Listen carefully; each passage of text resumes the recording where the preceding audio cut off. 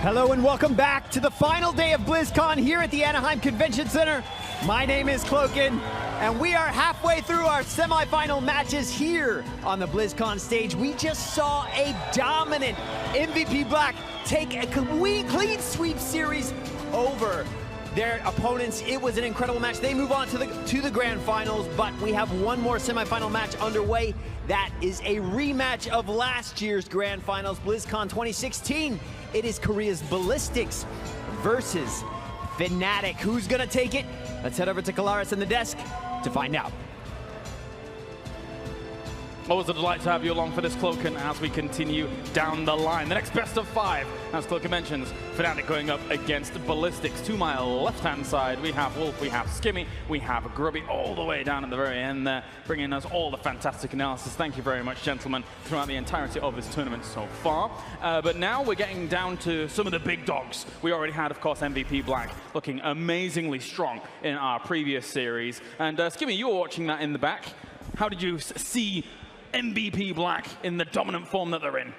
MVP for me, it was surgical, right? It was a case of everything was working in their favor. I don't really know where you go from an opponent sort of stage as to where you really target them, draft-wise, execution-wise. You know, they draft a reset comp into mid-deep and make it look like it's actually not a counter. Yeah, very, very difficult for their opponents to deal with in the previous series. But now we turn our attention, now we shift focus a little bit here, as Fnatic is going to be going up against Ballistix. We can take a look at the bracket, see and keep you up to date with everything that has gone on so far here throughout the single elimination stage. Bear in mind, the first round was best of 3s, and now everything from here on out is best of 5s. Fnatic versus Ballistix, and Ballistix, Wolf, previously L5, right. No strangers to Fnatic. No, they're not, and we have seen them clash before in other tournaments. Obviously, in BlizzCon last year, specifically, this was the famous matchup. When you look at that bracket, a lot of people who maybe just tuned in will say, I'm a little bit surprised Roll20 was able to take a map off of Ballistix. That series looked a lot closer than I think most people expected, especially when you go back and look at what drafts Roll20 was running. Ballistix got a little bit caught off guard. I think Fnatic should take a page out of North America's book here a little bit. Not every game, but to try to run some strategies, because Ballistix can, and they have shown that they can be caught off guard. I mean, looking into the past, as you're mentioning here, Ballistix was the one last year at BlizzCon 2016 that brought that macro-heavy style to the table, and it felt like ever since then, Fnatic said, we'll adopt that. You made this.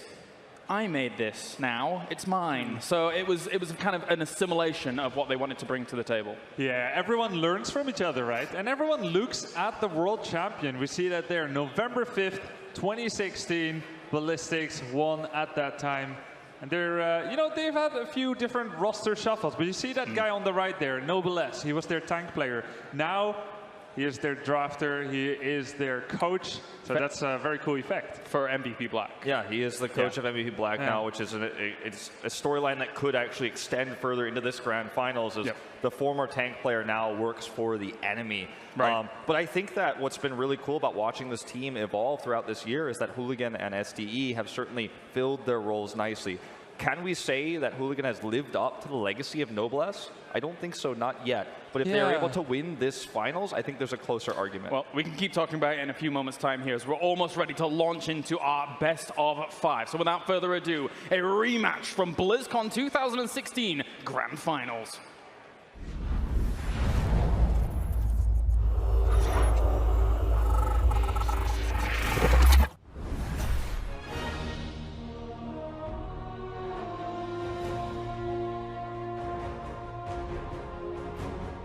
So for the semifinals now, that we face Ballistix, it's a rematch of last year's finals, which is pretty sad that it's in the semis. But I think we're pretty even this year, and if we step up our game, we can probably beat them and go to the final again. Playing in front of a crowd, especially the biggest crowd there is for us, which is here at BlizzCon, is a bit nerve-wracking, but also super hype, especially if the crowd is on your side. Because last year, there was like chants all over the place with my name and our team. So that was just like, that got me so pumped, and it was like one of the best feelings ever. So yeah, if the crowd is on our side, I think that's just going to be such a huge advantage.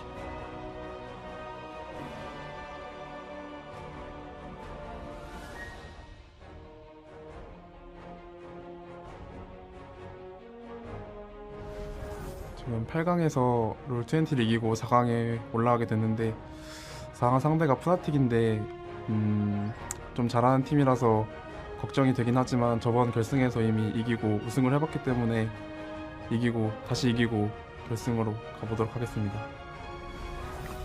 관객이 많은 게임을 저희가 처음에 작년 블리즈컨 때 한번 느껴봤었어요. 저희가 처음 했을 때 디그니타스를 외치면서 다들 4강의 첫 경기를 해봤었고 결승전에서는 푸나틱을 외치는 관객을 상대로 많이 해봤었어요.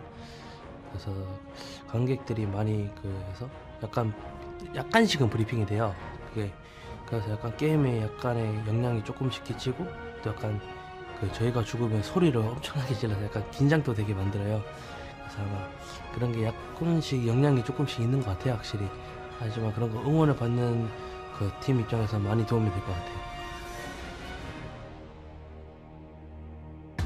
Ladies and gentlemen, let's give a warm BlizzCon welcome to last year's BlizzCon champions, Korea's Ballistix!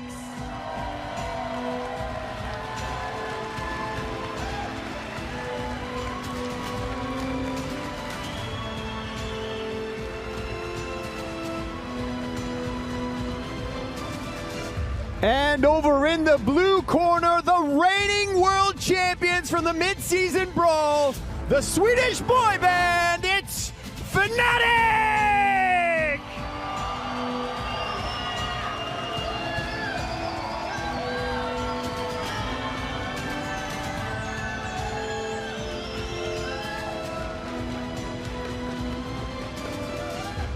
Captains, please.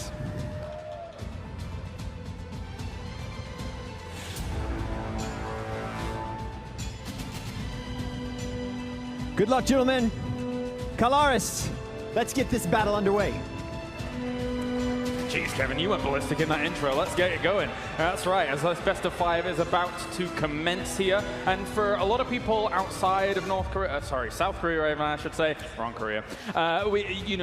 People see Sweden as the country that almost mirrors a little bit of what South Korea brings to the table. We consider it one of the strongest countries in the whole world, and Fnatic has been no different in proving that correct throughout the years. Yeah, absolutely. Fnatic's defeat of MVP Black last year is the big standout one, and I think that's why if they're able to take this upset win here and face Black in that finals, it's such a great story. But yeah, as you say, going back to StarCraft 2, even some of the greatest Western players were always from Sweden. So there is that competitive background for this nation and other esports as well. But I think that for Fnatic, a lot of the time their skill, their mechanics never waver. I think it's some of his shot calling and mentality that is the weakness or strength of this team. I'd go as far as saying this one's going to really come down to the draft itself. You discussed before, Claris, about both of these teams being very heavy on the emphasis for the macro game, which for the most part has got them so far against teams that are very honed in, like China, on that sort of team fighting presence.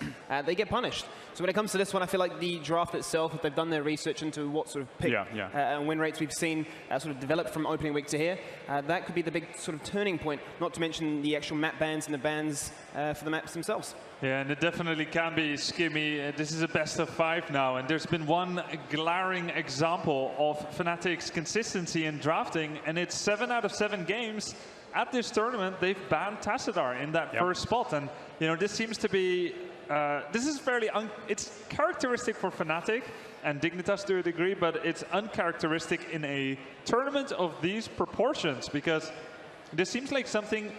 Anytime you give your opponent something guaranteed info about yourself, that's a disadvantage. Anytime you can surprise your opponent, that's an advantage. So it will be an interesting thing. Well, let's check in with the global cheer bar to see how the HGC universe out there is contributing the cheers to the teams that they love the best. Currently, we're at 27 million cheers in total-ish, as we're getting almost up to that 28 million. And remember, guys out there, the target is 30 million. And then we unlock ourselves another mount. I know I have a lot of mounts in the game. I'm sure a lot of people at this desk have a ton of mounts at the game. But we always need more, guys. We always need more. I mean, it's your own mount, right? It's the ginger lizard, so I mean, I can try and get on that bandwagon as well. The deadly ginger Kylaris lizard, Chaos lizard, that's right. So, taking a step back for a moment before we actually get into this series, isn't it fantastic to see in Heroes of the Storm, just in general, that we keep having year upon year, the top teams always kind of being the same teams. The consistency, the stability that is offered by these teams. It's very awesome to see. There's every single player that played in the top 8 has played Heroes for a while, right? And there's teams in the top 4 a little bit longer, you know, Expert even though they haven't had that much international success, they've all played in EU for a very long time. Now you have this team defending champions here, defending finalists, of course, in Fnatic. And you look at players like Hooligan, like SDE, they've been playing since 2015 back in OGN Super League. These players have been playing the game for a long time. And I think going on what you say is very rewarding to see the effort put in over such a long time and actually gives those results. We're going to check in and see which battleground is going to be first, and we'll go to Skimmy in a moment here. So let's find out where we're going. Fnatic will take us to Tomb of the Spider Queen. Seems like a bit of a trend. I mean, they shaped the meta on Tomb of the Spider Queen in Europe and indeed globally. Yeah. It's a battleground they haven't picked in this tournament yet. They've had 4 map picks so far: Double Cursed Hollow, Dragonshire, and Sky Temple. So I'm excited to see what they are bringing out. It used to be Tassadar Lunara, which shaped their playstyle on this map, and it definitely evolved. There was Leoric, but we're in a completely different meta again. So let's see how Fnatic views this map now. Let's get into it. Game number 1 here. This is a best of 5 to find out who moves on to the grand finals. Fnatic versus Ballistix. Take it away, Skimmy. Yeah, this is really interesting for me because actually this is how they open up things for Blizzcon. In that grand final last year, they opened up with Tomb. They went to Sky Temple, which we know is a Korean favorite for that macro style of play. But I really want to talk about that Stitches, Grubby. I mean, that's a very high priority. Yeah, that's so unusual. I mean, we see ETC and Murden are the most played, with Murden having a fantastic win rate, about 60% or so. One of the most highly prioritized Hooligan heroes. actually hasn't even lost a game. Hooligan's played it 5 times. He's 100% win rate. He's always picking it. Right, so, but how do you go from that and saying, okay, Murden, ETC, something sterile, to immediately ban away Stitches? Now, keep in mind, these teams have scrimped together. That may seem unusual to you, knowing you're going to be facing each other in the tournament. I mean, back in 1v1 games, StarCraft 2, people never do that before a tourney. Yeah. But because it's a team game, it's harder to find high-level teams to scrim with. So they do all play with each other with various levels of covertness to how they draft in those games. But maybe Ballistix knows something. I think that there's a high chance that is the case, and they're trying to draft around that a little bit here, but this is what I like to call a throwaway ban. A lot of the time you can actually trick a draft into going your way by doing a ban. If you think that there are 2 S-tier heroes that are at the top and you want to get one of those, no matter what, you ban something like this so you get either of them.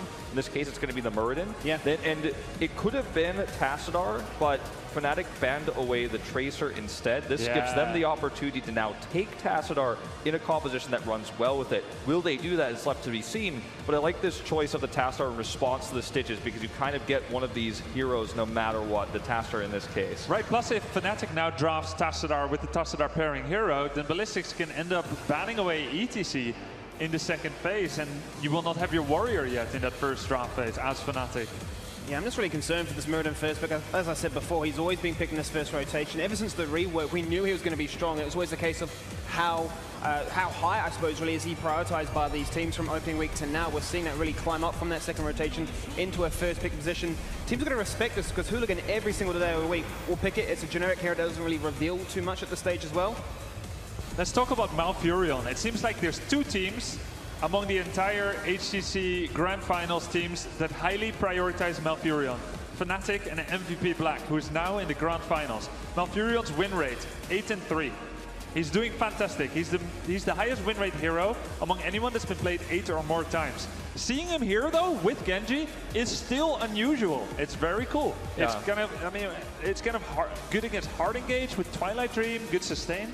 What I want to say, Grubby, is potentially you've got the idea of a Medivh. Medivh hasn't been banned away here. I'm talking on the side of Fnatic, that is, because you've got the Medivh portal. You can then look to try and put a root on top of that as well. Even the flip side of that for Ballistix if they want to use it against them, right? So Medivh not being banned away, I suppose it really comes into the idea of the Stitches before, where that would have been that usual pairing between the 2 of them. But Greymane and Tassadar being left through, it is that surefire pick before that second ban phase comes out. Very strong wave clear on the side of Ballistix with these 2 hero picks. We saw domination on this map from Black by controlling the waves, controlling the lanes. I don't think we're going to see a Zarya with this comp with the Greymane. But it's interesting we see the Malfurion picked this highly.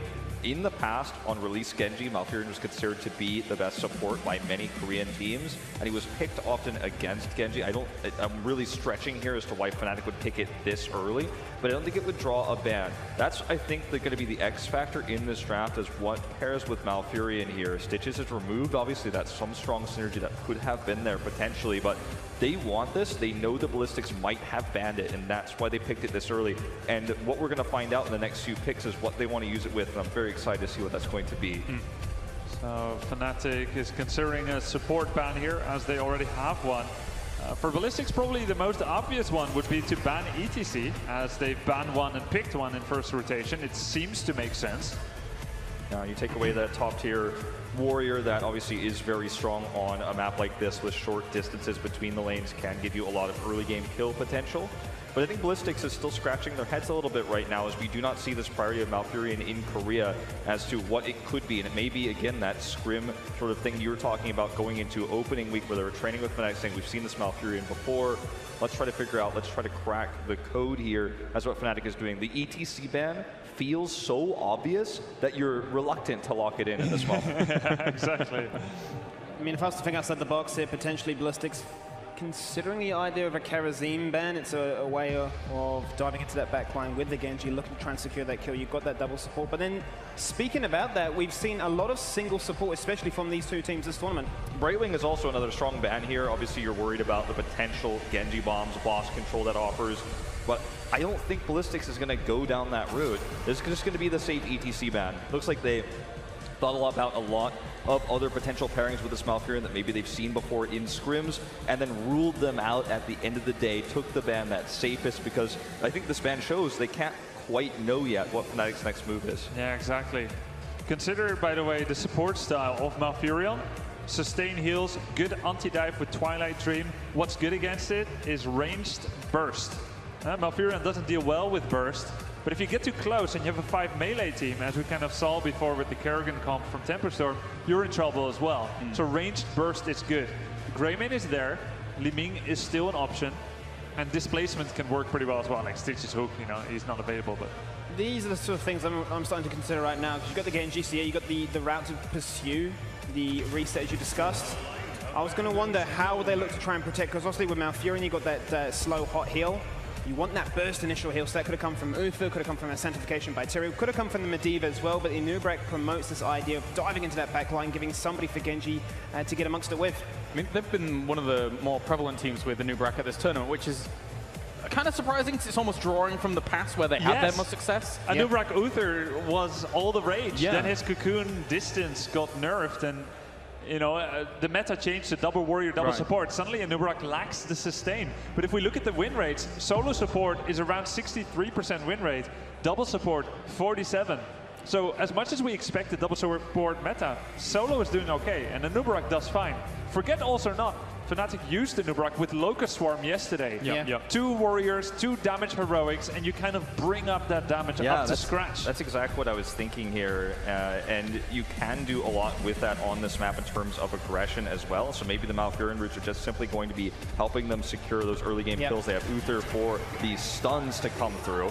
Ragnaros, a big top tier pick throughout this tournament from the Asian side of things, especially. Even SEA was running this on this map. We've seen a lot of Lava Wave, but when given the opportunity to pick the Ragnaros, which has been banned many times, Korean teams will just take it for control of the objective. So, I mean, the Kerosene could have come out on either side, but Ballistix decide to promote it with them, so they've got that dive squad. Going to give some heals and protection for both Greymane and Mirrodin, and as you discussed, the Ragnaros could go 2 different directions, Lava Wave being what Trixel I'm sure wants, but typically speaking, from these higher level teams, so to speak, we do see that Sulfura smash for the all-in potential, the all-in Korean style, but now that 5th and final pick.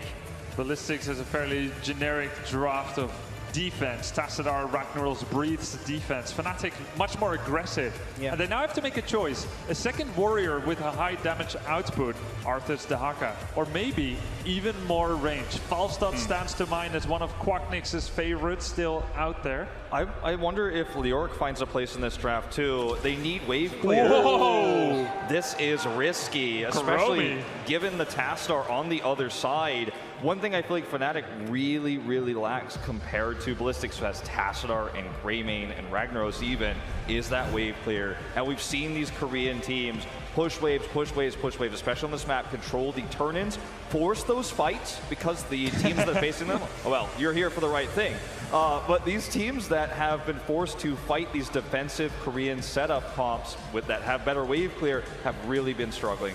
Yeah, I mean, just to kind of add to what you said, or at least explain it, Genji, Anubarak, and Uther have terrible wave clear. Horrible. Chromie can do 90% of the backline Arch's minions with the Dragon Breath, so that still needs someone to clean up. And then you've got, you know, Malfurion, and once he completes his quest, he's pretty good against Mercs, but you know, there isn't that much there, but there's a lot of interrupts. So Fnatic has a lot of interrupts on Pace Station. They try to prolong, but the rotations will need to be amazing to cover up the massive amount of wave clear that Ballistix has. And they're expecting a long game, I suppose. Again, with the Ragnaros on the other side, that has been able to draw out games in this tournament alone quite heavily when it comes to using Molten Core. Well, I was going to say, you know, to add even further to your point before about the wave clear, yeah, that wave clear is going to allow them to get that experience lead, allow them to unlock those ultimates that much quicker. Yes, Ufa will have that that cleanse available to him, the hand of protection. So I think it's really going to come down to the execution style, as you mentioned. Yes, Fnatic's draft lacks the wave clear. They're very sort of linear in the sense that they need to find kills to try and get the ball rolling. But if they can get a cleanse to try and prevent this all-in from the Muradin, the Greymane, the Ragnaros, they could turn things around. No, I just think that the key here is going to be to get those objectives early. Get the picks, do the damage with Chromie. You want to be using those Dragon Breaths on heroes, not on wave clear. Yeah. If you get the first turn in, I think you can maintain a lead with the poke that you have to get those structures down. But I think if they fall behind early, I don't think they have a chance of beating this draft from Ballistix. Remember as well, Tassadar level 20, Twilight Archon sieges are insane. Yeah, as long as you keep auto-attacking, it refreshes the duration, and I know Ballistix loves to run this. They used it against Expert to great effect. All right, it's time to go in then as Blizzcon get ready, because we have a rematch of our grand final from last year. Ballistix is going to go up against Fnatic to find out who moves on to the grand final. And it's going to be a big one, but Caldor, I'm a little nervous right now. I think we found the Fnatic bullpen here. And guess what? We even have a living legend here, Mama Breeze is here to cheer on the Anubarak player himself. Very exciting. Yeah, I'm a little bit afraid here. I think if we found the Fnatic fans, or they found us, I'm not quite sure how exactly that worked. One of the two. But yeah, the games are going to be great here. The second semi-final, we have the draft already, and Fnatic is already answering with a very aggressive draft here, so they are going to try and come out swinging. Let's stop delaying. Let's get into it. Game number one here as we move in the Tomb of the Spider Queen. Ballistix taking on Fnatic. One team will move on to the grand final. Who will it be? Once again, we have Korea going up against Europe, and to the left side of our first map, Tomb of the Spider Queen, we have Breeze on Anubarak. We're seeing Quacknix this time on Genji, playing the ninja with Schwimpy, of course, in the backline on Chromie, Whoopi on Malfurion, and Smexy on Uther. As we are fixing apparently a couple of issues here. Someone's probably nervous. Yeah, Ragnaros is currently thinking about living Meteor build. Do we go Lava Wave? Lots of decisions that have to be made here. Should we have picked Murky instead? You know, lots of things to consider. So pulling out a real quick little timeout. We had a couple of Murky signs, we had Gazlo signs, and so far the specialists have been pretty disappointed. Yeah, it's very interesting actually, because we see tons of Murky players in the crowd, but yet we haven't seen them in the pro play. I think the pro play is kind of missing out a little bit. Not sure about that. I'm pretty sure about it. Conflicted as well here, honestly, here. This is actually a really big match between these two teams. And honestly, I'd be happy for either two to go forward, but I'm not going to lie. I kind of want a EU versus Korea finals. I mean, they put 2 European castles in here, so...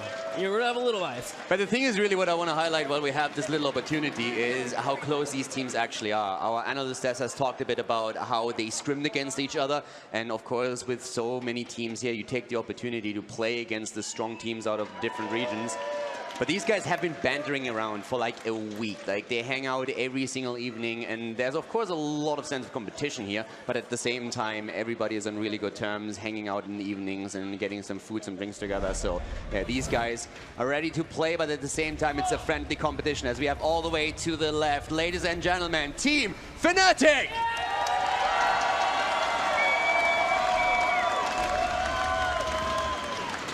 On the right side, the reigning BlizzCon champions, SCSC playing Greymane, Hooligan playing Muradin, going to be having Zhonghua on the Ragnaros. Following up, SDE will be playing your Tassadar. And finally, Swoy on Karazim. Give it up for Ballistix!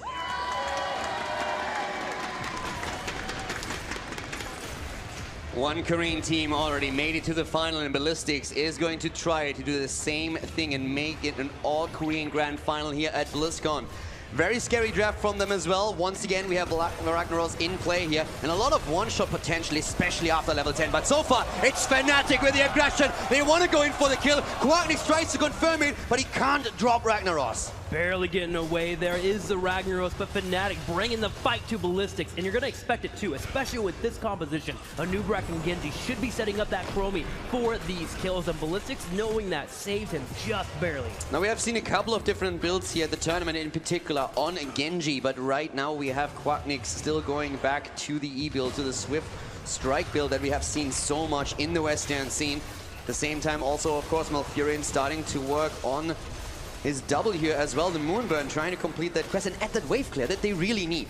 That wave clear, very, very important here for Fnatic. Malfurion going to be helpful. Chromie can help out too, but overall, you look at their composition, they are severely lacking. I mean, the analysts talked about it. Ballistix, in terms of looking at paper, Ballistix is way ahead in that wave clear. Greymane, Ragnaros, Tassadar even, really helping push those lanes forward. So Fnatic is going to be looking for these kills consistently. It's just a matter of whether or not they can grab them.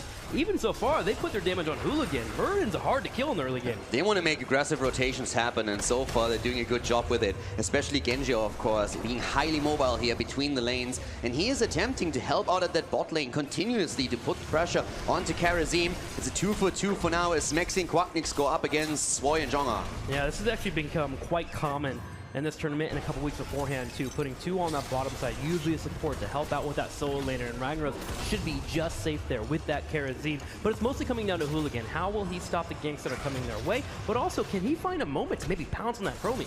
And he is going to look for exactly these moments. Chromie is going to be the vulnerable target until later on in the game. So for now, it's definitely something where Shrimpy has to be careful with his positioning. Already though, he's nice and safe. That Time Walker's Pursuit should help him with the ganks, but Wubby maybe not so lucky here. The Malfurion getting caught on the right side. He drops the root. Chromie gets picked up right away, and Wubby gets out, but Ballistix shows very similar fashion to what we saw with MVP Black. He put pressure on one target and then jump to another. Ballistix getting the first blood here. It's exactly what we said. Shrimpy needs to be careful. He is the go-to target for Ballistix if they can. And they made actually a double aggression happen. They jumped on Malfurion and on Chromie at the same time. That put the pressure onto the support. Couldn't really help out with another root here to save Chromie. So at this point, Ballistix gaining a bit of momentum here. And they try to capitalize on it by turning in. But so far, none of the two teams has turned in a single gem. Yeah, that's the one thing that Fnatic has kind of in their back pocket here. Between the Barbs level 4 picked up for the Anubrak, Chromie poke as well, it will be difficult for Ballistix to get those turn-ins. They do have a few melees pretty heavy on their side. In fact, you can consider 4 of them being melees if you look at that Greymane. So it will be difficult also for them to get into the aggressive position to actually set up with the Malfurion roots constantly coming out there from Wubby. The poke continues, but Ballistix is about to have enough gems for that turn-in that you were mentioning. Yeah, both of the teams are closing in on that quite heavily. So the question is, who will get the first objective? Nice dodge by Breeze here, making sure that Hooligan misses the Stormbolt, doesn't walk into the trap, and is able to move out. He moves out. He's nice and safe here. We did see a Nubrak on the right side scouting out this Mercenary camp being grabbed. It's probably see them go in for a fight, but Ballistix will be able to grab that Merc camp and get pressure on the middle lane. And remember, we talked about the lack of wave clear. Every time those Mercenaries are grabbed, Ballistix will be able to pull Fnatic into the middle lane, which should allow for them to find opportunities to go for the turn-in. Fnatic at this point, talking about the turn-in, is trying to do exactly that, but Ballistix is ready to interrupt them. And the camp that they just have taken is now pushing through the mid lane, so Fnatic will have to react to it. And we talked about that lack of wave clear that they have in comparison to their Korean opponent. So they need to dedicate a lot more heroes to the defense, and that's an opportunity that Ballistix uses to get the second kill against Malfurion. Yes, they knew that 3 were in the middle, and they pounced right on top of Malfurion. Wubby has fallen here. Ballistix grabs level 7, and they start to drop off a few of their gems, even trying to get a Nubrak a bit low on health here. 12 gems did go in here for Fnatic, 16 now hit for Ballistix as we race towards that 50. And Quacknix is trying what he can to interrupt, but SC is up at the top once again, trying to drop at the 28 that he currently holds. Hooligan, on the other hand, at the bot lane is in a bit of trouble, but he gets the shield and immediately moves out. Quack and Smexy just not enough to take him down. Ballistix incredibly close to get their turn in. Can Ragnaros get up here on the top side? No, we do have Malfurion coming in and poking, slowing it down. Greymane, though, in the middle lane, SCSC taking some damage. Yeah, Malfurion a bit too late with the roots here. Couldn't lock the target down even longer, but Fnatic definitely trying to get a counter kill. And in the meantime, the turn-ins always interrupted. It's one of the big strengths of Fnatic draft that they have so many interrupt potentially here against Ballistix. So as long as they can control the turn-in points and at least make sure that Ballistix don't get the objective, they will be fine. But that also speaks to how well Ballistix played in the early game. They dropped off 44 gems. Oh, Jungle on the bottom side taking some damage here. Hooligan jumps in, looking at Quacknix. Will be able to hit a Stormbolt on him. He's getting low. Swoy going in, delivers the final blow, and Quack will fall. Great attempt here by Ballistix to turn it around, and they get the kill. Jonga was in a lot of trouble, and everyone on Ballistix side is incredibly low here. But the target that was dropped was Genji, so the Korean team with a lot of discipline here in every single fight. They were low, so they had to back up, and Fnatic actually secures the first turn-in of the game here. Webweaver's pushing in all lane, and guess what? Quacknix is back. Big problem, on the other hand, for Fnatic is that they are already half a level behind, so the Webweaver wave is great for them, but they need to make sure that they get the most of it at this point. Gotta really push those tires here and try to get as much as you can out of the mile. Gonna have the Webweavers in every single lane. Fnatic doing a good job of clearing at that middle side so they can get that opened up first, and then decide how Ballistix responds, and then they can make their move towards a turret wall. For now, let's get that experience. And of course, Jonga can always go straight for the Molten Core, and he does exactly that. Ragnaros already with a trade here, going for the defense. Fnatic very likely to move to the... Oh, well, Chromie going down, not even getting an opportunity to move to the next lane here and simply dodge. Ballistix comes out swinging, gets the kill at the worst time possible for Fnatic. An odd mistake there from Schwimpy, staying in range of the Molten Core coming their way, getting pelted by all the damage coming from Ragnaros, and the follow-up from Erdin was just enough. And that effectively slows down the entire push of Fnatic to go ahead and commit to the bottom side and grab a turret or two, but that's about it. That's all they get out of this turn-in. Look at the experience. Ballistix, the turn-in for Fnatic happened already, and Ballistix is still the one that will reach level 10 way ahead of the Swedish team. At this point, Fnatic looks in so much trouble. First of all, we have nearly 2 turn-ins on the side of Ballistix readily available, and they have level 10. There's no way for Fnatic to stop them right now. In fact, Nubarak is actually being attacked here. Breeze in a lot of trouble, but the slowing stance comes out. Chromie trying to help. Breeze gets a heal. Smexy moves in as well, helping him out. Hooligan overcommitting a little bit, but there's no damage to completely deny him here. He lives, and SDA is taking damage on the right side. Ballistix finally gets that turn-in, and they will be able to sneak away. Ballistix going for that kill on Nubarak. The Spell Armor very helping out there, but of course the Malfurion and Uth are there with the heals to support Breeze as he pulls on back. Fnatic needs to get 10 here and find a way to defend the push coming. It was a pretty big commitment by Ballistix, but the saving grace for Fnatic is not only that they kept Breeze alive, they also have their level 10 ready for the defense. So that they're not helplessly just sit there and have to take it. Ballistix can push in with the objective, but Fnatic at least has a fighting chance in this particular battle here in the mid lane. Cocoon's gonna be helpful. They're probably gonna put it on Tassadar. They do actually get the Tassadar here. Dragonblade comes in. Quacknix is going for the kill. He'll get a murder, and he's looking at Ragnaros. There's 2 kills right away. Looking for a third, but shouldn't be able to get it. Now let's pull back and defend. Fnatic in a great spot after they hit 10. Fnatic with a double kill here. Huge commitment in the mid lane, and they drop Ragnaros and Murden. Great moves here, and especially the silence that we saw from Wooby. That was absolutely perfect. The Twilight Dream not giving Murden a chance to either jump out or even use Avatar. Now, in the European region, Fnatic would normally hit level 10 in our HGC league, and there would be moments where they would just go ahead and start running away with the game. Can Ballistix regroup here and make sure to shut down Fnatic and the strength they have in teamfights?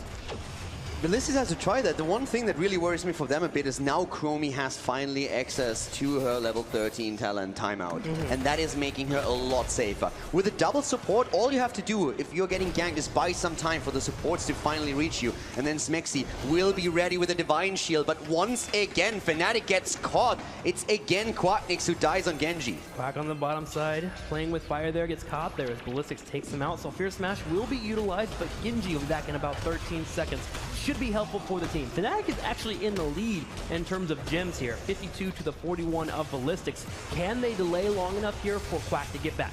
Hooligan pretty far out, and as you said, Fnatic is trying to delay right now, but we saw exactly the one-shot potential that we mentioned a bit earlier. With Ragnaros committing this heavily to him throwing out the Sephora Smash whenever he can, they get kill after kill right now. And it all starts with Hooligan and his Storm Bolts, and he is stacking that extra damage with a perfect Storm on level 1. 19 stacks so far, so he's nearly sitting in an additional 100 damage. If they can put that onto Chromie, onto Malfurion or Genji, and Ragnaros follows it up, maybe even Greymane, that would be an insta-kill, and that's what they're looking for. And they're looking for another kill here as Wubby will be on the side. There's going to be a fourth wall coming out. They turn around and look at Zhongguo. The impale comes out from Breeze. There's a silence. Gonna have the palm from Swoy, though, that keeps Zhongguo alive, but will it be enough? No! Quagnix, he comes in with a blade, and he slashes!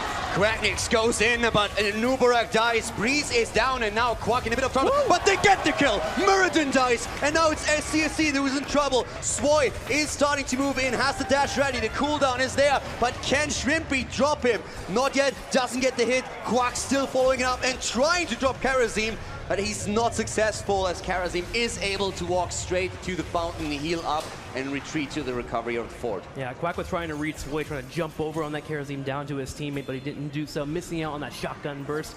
And they'll pull back, and they'll go for their turn in here, which they do have enough gems for, which will allow for them to finally start making a dent in the infrastructure of Ballistix. Yeah, we definitely have a fight on our hands now. 13 versus 13, 4 kills against 6. Fnatic trying to get the next turn in here, and indeed they do. They have it. They need to push in now, but again, Molten Core is going to be a problem potentially for them. So once that Zhongha commits to the trade, they need to rotate away to one of the lanes. I mean, they have a couple of options. One, bait it out in the middle lane and they go to a different lane, or have a Nubrak go for the hard engage, jump on that Ragnaros is trying to move into that Molten Core. We'll see what Fnatic wants to do here. So far, they've shown hyper aggression, and it may pay off for them here. And of course they have to, oh my god, once again in the mid lane, SCC, the palm is hit, but not procced. Barely keeping him alive, but Breeze starts to move in from the side. He's trying to flank, gets the stun, he himself in trouble, gets the Divine Shield. In the back, we have Jonga already looking for potential flank. He wanted to go in, but he could not make it in time. Good trades and cooldowns, but no kills so far. They had to pull away. There are too many cooldowns popping out there for Fnatic, but they do get the first fort of the game, which is something we did not expect, especially how the first 5 minutes of this game did go. Now, in the top lane, we have Ragnaros clearing out that Web Weaver. It got pretty low, but the fort is still standing for now. Fnatic turns their attention to the middle lane with all 5 members being here.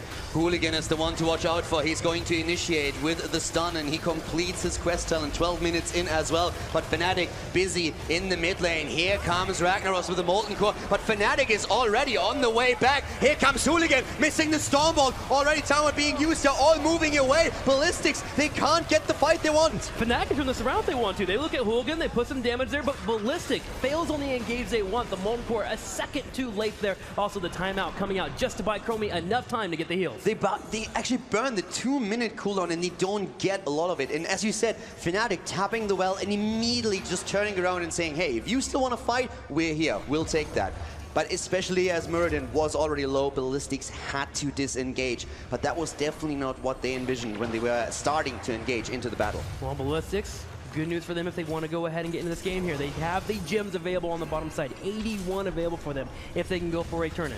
Also, talking about quests, we have 54 stacks already on Shrimpy with his Chromie. So soon enough, he will complete his quest. He has committed now to the Shifting Sands on his level 16 talent too. And that means that he is going to have a massive damage output once that he gets the next few hits in. So super important here for Fnatic to also hit that power spike on their main damage dealer. I mean, you've already seen the damage already with the root into a combo from Chromie. That Sandblast coming online is going to help out. Chromie right now has 38k damage. Next one behind them, Greymane, SC with 23k. That's how much Shrimpy has had an impact on this game. Yeah, Shrimpy definitely putting in the clinic here. He died early on once or twice, but now especially with 13, as we said earlier, with timeout, he's so much safer. The double support keeping him alive, and whenever he has an opportunity to follow up on either Malfurion, Uther, or stuns from Anuburak, he always gets the combos in, and Ballistix is starting to struggle a bit against it. They're even looking scared. Look at them on the map there. They know the poke is constantly coming out. They're not trying to even grab the turn-in by many people. They're only putting one at a time here. Zhongguo drops off 29 gems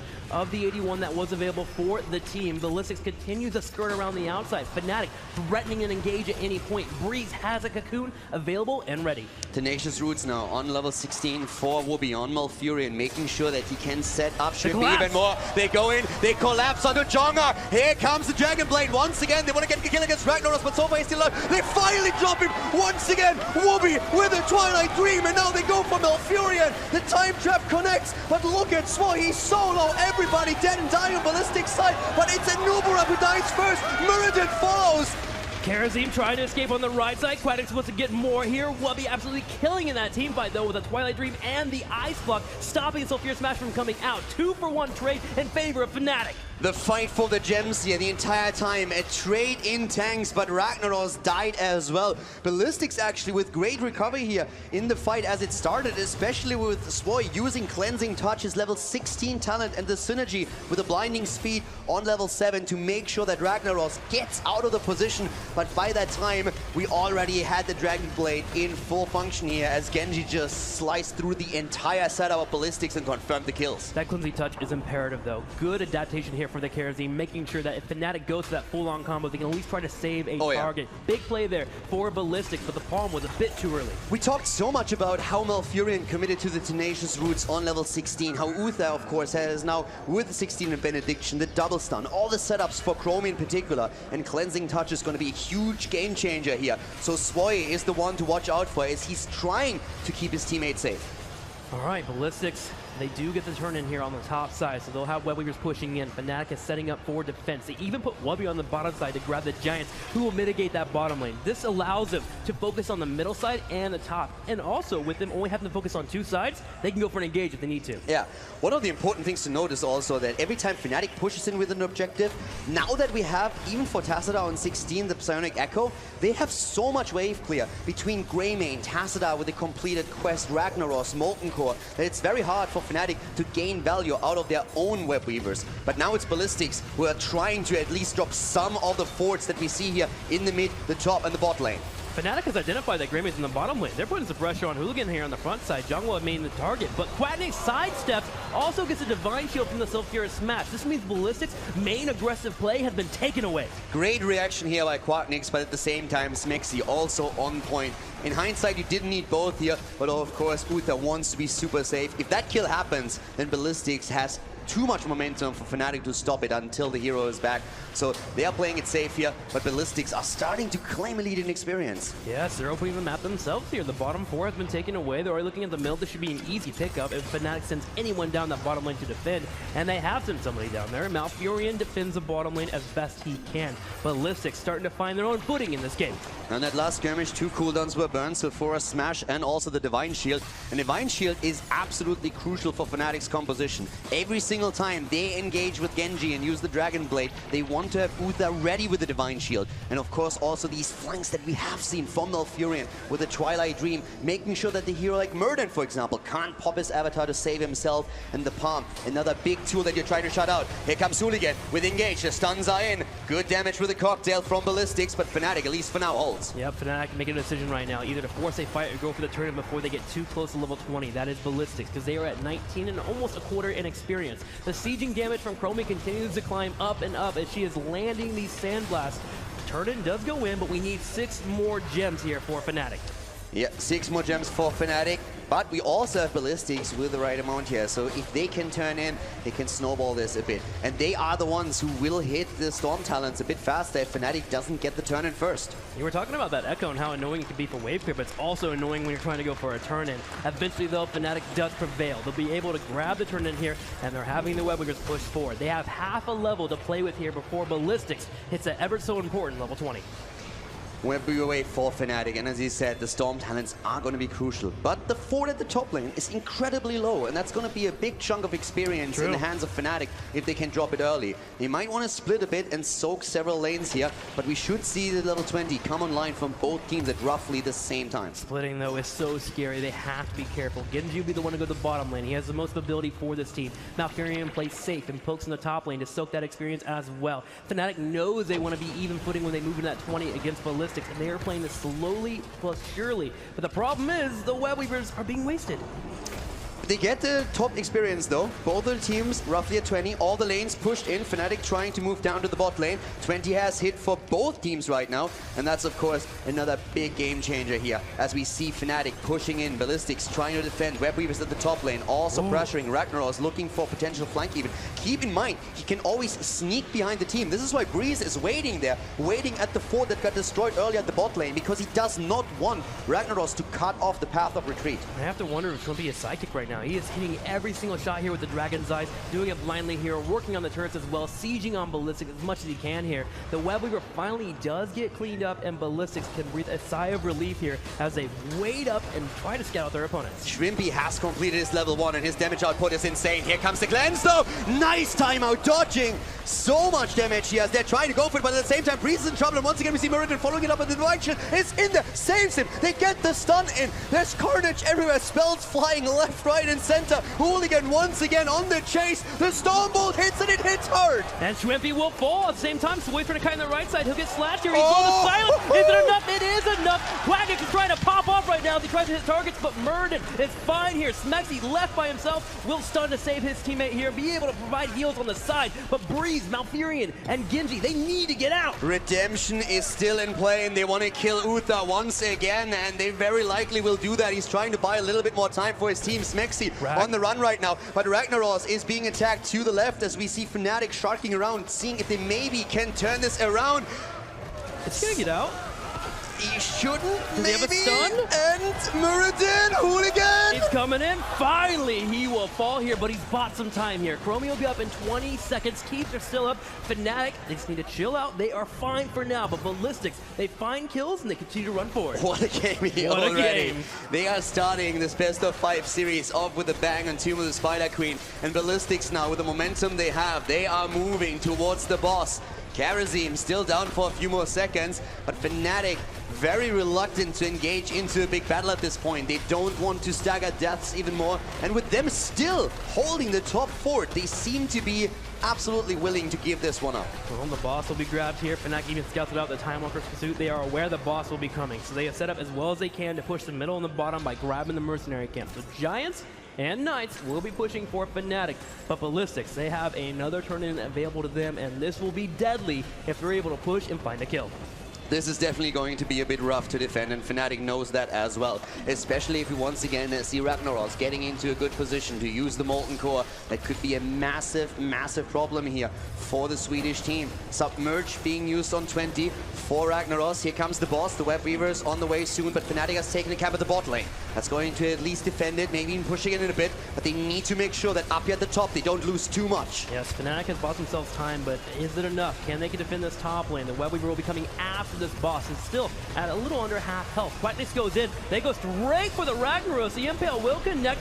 Genji, being in the aggressive fight he can, goes straight in for the attack. Massive Twilight Dream. 2 fall. A third in trouble as well. Jungle doing everything he can to lift. He will fall. Hooligan and SDE are the only ones left. Quagnix popping off on Genji, going in, confirming the double kill. The boss is about to fall. 3 heroes down on the side of Ballistix, and Breeze still looking for a kill even. They're moving in at the bot lane. We have the Siege Giants moving through, and all of a sudden, all the momentum in the world in favor of Fnatic. Great fight up at that top lane. Yes, Quagnix realizes the boss hunt has come through. He jumps on 2 targets. A new Brack landing the massive Impale there, but watch the Twilight Dream. Boom! There it is, hitting multiple targets. Jungler even needs severe smash, but it's not enough. Wooby with some insane Twilight Dreams this game. Absolutely game-changing. And this was a dire moment for Fnatic. They could have lost the game there. Instead, they are the ones going through the keep, going towards the core. Fnatic, they're going for an 8 seconds for Karazim, 9 for Greymane. They get the kill against Muradin, and they go for it. Fnatic goes straight for the core, and they're going to start burning it down already through the armor. Greymane is up right now. Ragnaros will be here soon. The core starts to fall. It's down to 80, down to 70. Rag is back. Uther goes down, but Fnatic goes for it. Shrimpy falls. Chromie is dead. 3 heroes still alive. The core at 50%. Fnatic in trouble. Ballistix defending with everything that they have. The core down to 40 at this 30. point. Quagnix in the limit of 20. trouble. Breeze about to fall. 10. Divine Shield goes up. They're going 7. for it. And Ballistix goes down. Fnatic takes game number 1.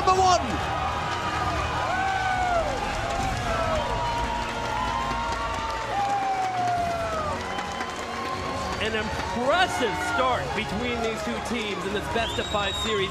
This is the semifinals you come to BlizzCon for. Exactly. This game already setting the pace for the entire series. Back and forth from the get-go. Fnatic victorious, but Ballistix, they have shown here in the first map already that they want to make this all-Korean Grand Final happen. The Fnatic bullpen is cheering loud for this team here. They are very happy with that game number 1. I think we all are. Ballistix even showing up there. Incredible core call at the end. Can't believe that actually popped out. And I gotta say, I'm already ready for game number 2. I definitely am too. This is the semi-final between these two teams that we've been hoping for. And so far, it has been insane. Ballistix in the early game looking so strong. The one-shot combo coming through several times. But especially from a damage perspective, Shrimpy sitting at 82,000 damage at the end of the game. Just to give you a bit of an idea, Greymane, the highest damage dealer on the side of Ballistix, ended up with 59,000.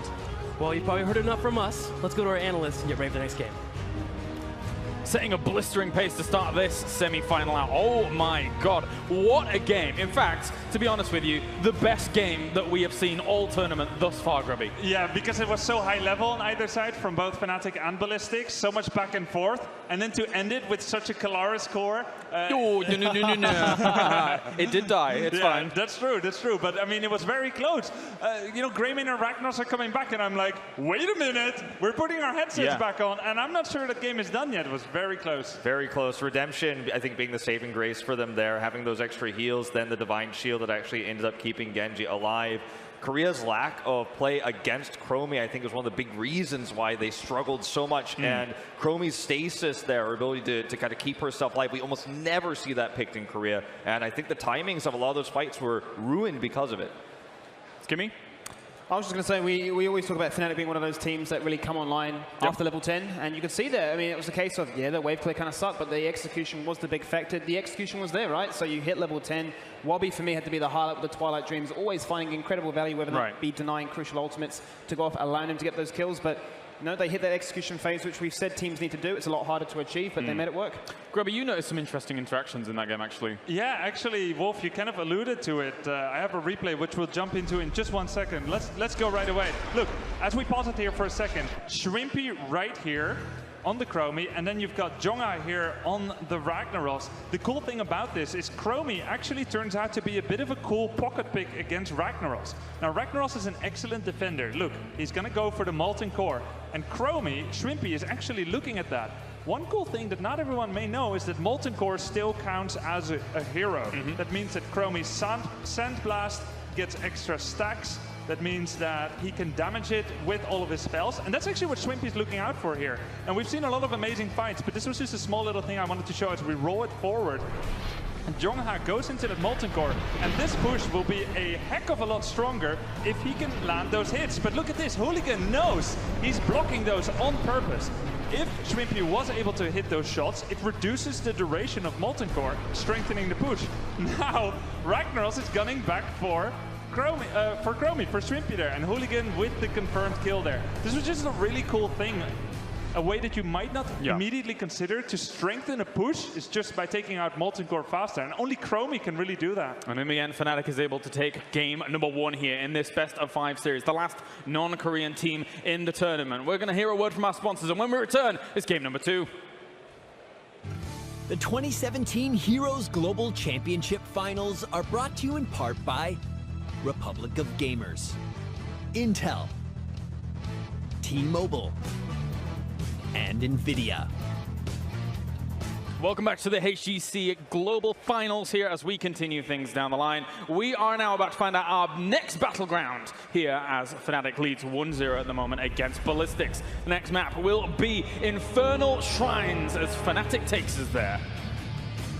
All right, Infernal Shrines, this is going to be a really exciting one because of the potential for a really strong solo laner, a very strong solo Shriner. That on Tomb of the Spider Queen, we don't always see that X factor of the solo lane that can push, can do damage, but then also can be used to clear these shrines. So I think that's one thing that Korea does very well, but Europe is very famous for on top of that. So that's what makes this map specifically for me a very exciting one. It's time to get into the second draft then. At the moment, Fnatic 1-up against Ballistix. And if anything to take away from that first game, Grubby, as we get into this next draft, is that, you know, there's a lot of question marks over the stability and the position that maybe Fnatic's in, maybe the Koreans in, etc., and things like that. But Fnatic is able to hang with some of the best of them. Yeah, and I think you can say that vice versa as well, as Fnatic is a 2-time tournament winner now.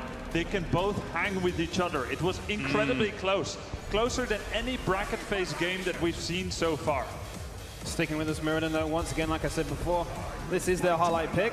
Not going to reveal too much with it. The response straight away with Mirrodin being taken off is the strongest in that tank position for ETC, and the Rhaegar as well. Well, not only for the wave clear, but just such a diverse pick. The grey main of supports, if you will. Pushing the ETC higher means that what we saw, the safe ban from Ballistix on the ETC last game won't happen this time. So it's a lot more depth to the draft of Fnatic, and it also gives Breeze one of his best heroes here. I think it's a strong opening year for Fnatic.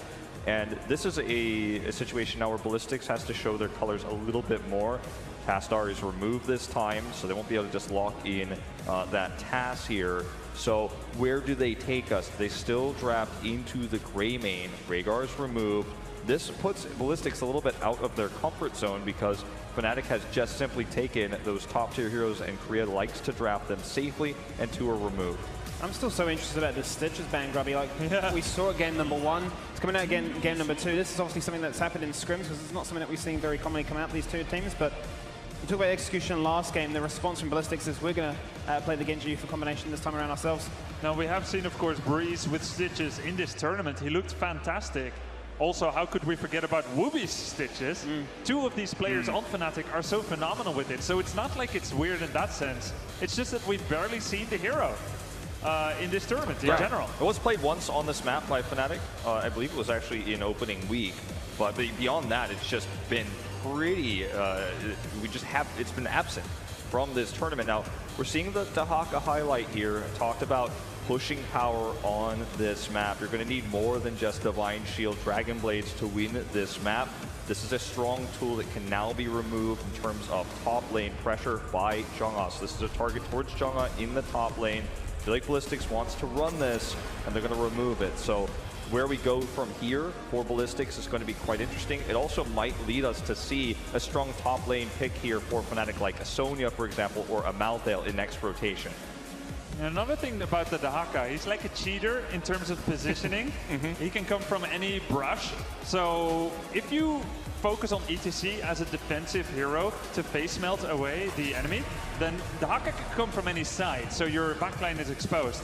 This could mean that Fnatic is running something that Dahaka might be good against. For example, Gul'dan, Kel'Thas, you know, something like that, some kind of backline. I mean, Fnatic, with not only with the Stitches ban now there, but also the Chromie ban, has really instilled fear into Ballistix. Yeah, I mean, this is a map, once again, very similar to Tomb of the Spider Queen, if not obviously larger, so it's really catering into that sort of hybrid between team fight pressure as well as macro, which is obviously what these two teams are about. But the Chromie respect, obviously, once again, it's about that point control. That's what I wanted to discuss briefly, but we never really got to see it happen from Fnatic, because they had fantastic boss controls. Same could be said about the shrines here, where it functions in that sort of same manner. Yeah, one of the questions we had going into that last draft is how does Malfurion function, and I think the stuns that we saw from Anubrok paired with the follow-up roots allowed Chromie to do so much damage. Still potentially could make that happen with an ETC instead of the Anubrok, so Ballistix just not willing to take a risk against a hero that's so rare in career, really only played by MVP Miracle, crazy moving in the region. So what's Fnatic going to lock in here now that Chromie is removed? We're not going to see a strong Soul Laner. This time it looks like it's going to be just the Tyrael instead. And we're looking for the hyperest of hyper carry DPSs now. I think this makes a lot of sense because Genji and Uther are also rule breakers. You've got 3 seconds of untouchable Dragon Blade with the Divine Shield, so you need something that can survive that period of time. Look at something like Malfurion or Rhaegar. They're too easily isolated by such a thing. They will die in that space of 3 seconds. So you need massive shields, and Lucio and Tyrael bring up the rear with that. Yeah, and ETC is incredibly squishy in a sense, so very vulnerable to the CC. With the Lucio and Naturia, you give yourself that window of not only survivability with the sanctification, with that sand barrier, but also the mobility to run away. You talk about Rhaegar being very squishy in the sense that if Genji does get dived, or sorry, Genji and Muradin dive onto the Rhaegar, there is no self-cleanse, there is no self-ancestral, so that gives them that way to almost flip the switch in a team fight. So this was almost necessary by Fnatic. I think there's two really good ways Ballistix can try to counter this. One is the Li Ming Ana, which is still very strong here, still available. I like that. Or Sonya into a strong second DPS here. Will be the Li Ming. I was thinking it might actually be Sonya into Greymane, which would still give you 2 types of DPS sustain damage, and you can remove the Greymane, which I think is very, very likely to be the pick here for Fnatic as that final one. I suppose Lunara is another strong option though. Lunara not doing that hot in this tournament yet. She got, I think she's 0-2 in this tournament. You see a reset comp come out here by Ballistix. MVP Black running it just before against Expert with a Medivh. Obviously, you could sort of say, you can make a parallel between both of those compositions with the Sanctification and Sand Barrier here. At this stage, I'll be saying, yes, you do have that protection. You want that hyper carry, but you want to make sure that hero isn't too squishy to allow that snowball effect to take place. Yeah, so that's why you're pretty much looking at Greymane. You could do Malthael, but it doesn't seem to make sense because it's hard for him to catch up to Genji and Li Ming. Ooh, this is interesting. Vala comes through. So we talked about how this could be the choice here. Very strong hyper carry, very strong for the map, but how do you deal with the Sonya in the top lane with this composition? You're always going to have a bad matchup no matter who you send up there, and I think that's a big problem for Fnatic. They're going to be the ones who have to force the fights on the shrines themselves. Yeah, I mean, similar situation as last game, really, where Fnatic had to force, but they did manage it. Yeah. In different ways too, you know, with Poke, it was how they forced it last game with those really good roots with the Anubra and the range damage. In this case, it's going to have to be Vala just kind of getting in there with all that sustain and all that support. 100% vault forwards is what must be happening here to get that crit damage. She may never use it defensively. You vault into Sanctification, into Sound Barrier. You cannot have a shred of fear here as the Demon Hunter. Yeah, you can definitely need to be playing aggressive here, because if you be playing this sort of passive style of like, I can't afford to be caught out of position, I can't afford to have a reset take place on myself, you're going to sort of be that sort of non-factor. You're going to really, I suppose, swing the balance of that fight against yourself. In terms of wave clear, it looks pretty even by both teams. Both teams really going for that sort of hyper aggression. It's going to be a firework display here on Infernal Shrines. All right, we are ready to head over to our commentary team here. Game number 2 here. Will Fnatic be able to take it on Infernal Shrines, or Ballistix make the comeback? Ballistix may have a scary composition that intends to run over targets, but Fnatic, this is about... Can't even talk with this guy. Look at him.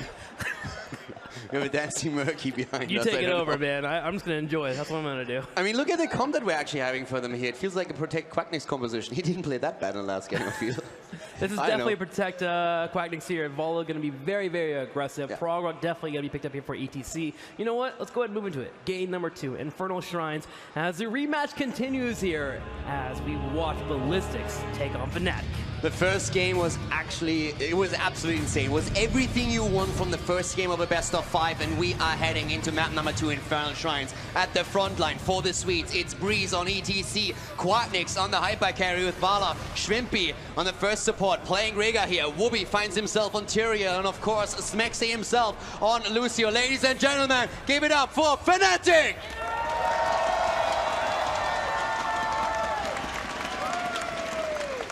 SC playing Genji, Hooligan playing the Muradin, Jungwa playing the Sonya. Finally finishing up this roster, SDE will be playing Li Ming, and Sway will be playing Uther. Give it up for Ballistix!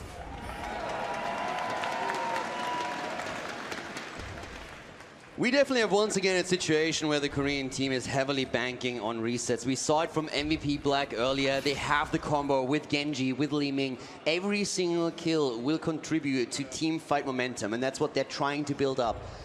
It's going to be really difficult, though, to get that first kill against a Rhaegar-Lucio combo with additional shields and sanctification later on from Tyrael. And let's not forget about ETC, who, of course, immediately went into Prog Rock as his level 1 talent. While it may be difficult, you can't pick 2 better warriors here to get in that engage and force a fight. Muradin and Sonya together are great at forcing the fight. Breeze setting up the gank here, though, with a power slide. Sway being focused down. Fnatic sets up a trap, has Ballistix walked into it. Sway trying to get out! And he will! SE though, maybe not so lucky. Oh my golly, he gets out! Gets barely out here. STE taking a lot of damage as well. 0 kills as we saw this little trap that Ballistix sets up nearly backfire against them. The fireworks starting early on map number 2. Can't believe 2 members got out there with that low of HP. Ballistix just barely sneaking away from the fight. Now, if we go ahead and calm down a little bit, top lane, Tyrael versus Sonya. Yeah, the interesting thing for me was actually that Genji, even though he just barely escapes, nearly got the kill down there. So it was incredibly impressive. But at this point, I really want to see if Ballistix can get these kills later on after level 10, if that's possible for them here with Sound Barrier in play, with of course a Sanctification as an option. It's going to be difficult, but once they start, these resets for Genji and Li Ming are going to be big. And once again, the trap has been set up here, but Smexy gets out unscathed. Yes, plays around on the wall there. The Stormbolt comes out, but no major follow-up enough to get the kill there on Smexy as he dances around the entire shrine. Speaking of shrines, one does activate towards the middle, and both our teams are racing towards level 4 to set up. If you actually were to look at both teams, though, who do you think comes ahead in the shrine race?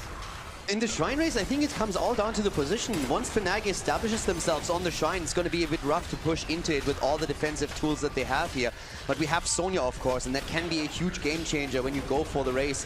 Li Ming needs to be careful if she can get the combos off with all the minions dancing around and shielding Fnatic as well. So far, the Swedes are doing well here, and they are starting to go for the kill. They want it. They're going for Jonga. They're not getting the kill just yet. The whirlwind has already popped up, but now Sonya's in trouble, and Sonya goes down! Gio taken out. Boy, maybe also taken out too. He's on the side here, goes for the stun. Breeze getting lower and lower. Breeze taking damage. The heal's coming out though, and Breeze will sneak on out. Wubby going in for some harassment, but a 1 kill here for Fnatic, and Ballistix has to back up and regroup. Both teams came out firing on the first map on Duel the Spider Queen, and we kind of expected Ballistix, maybe Fnatic, to take it a bit slower on Infernal Shrines, but there's nothing like that.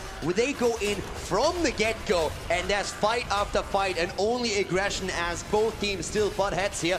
Fnatic getting ahead and very close to committing to the first Punisher here with a bit of a push through the mid lane, but definitely a very explosive second game already. And Fnatic can play this slow if they want. They can get all the way to the last couple of minions, grab them when they would like to. They want to get that top lane and that bottom lane pushing up, grab all the experience, maximum value here for Fnatic. And the moment Ballistix steps forward, they can finally finish off those minions and start to push as a group in the middle lane. Great play here from Fnatic.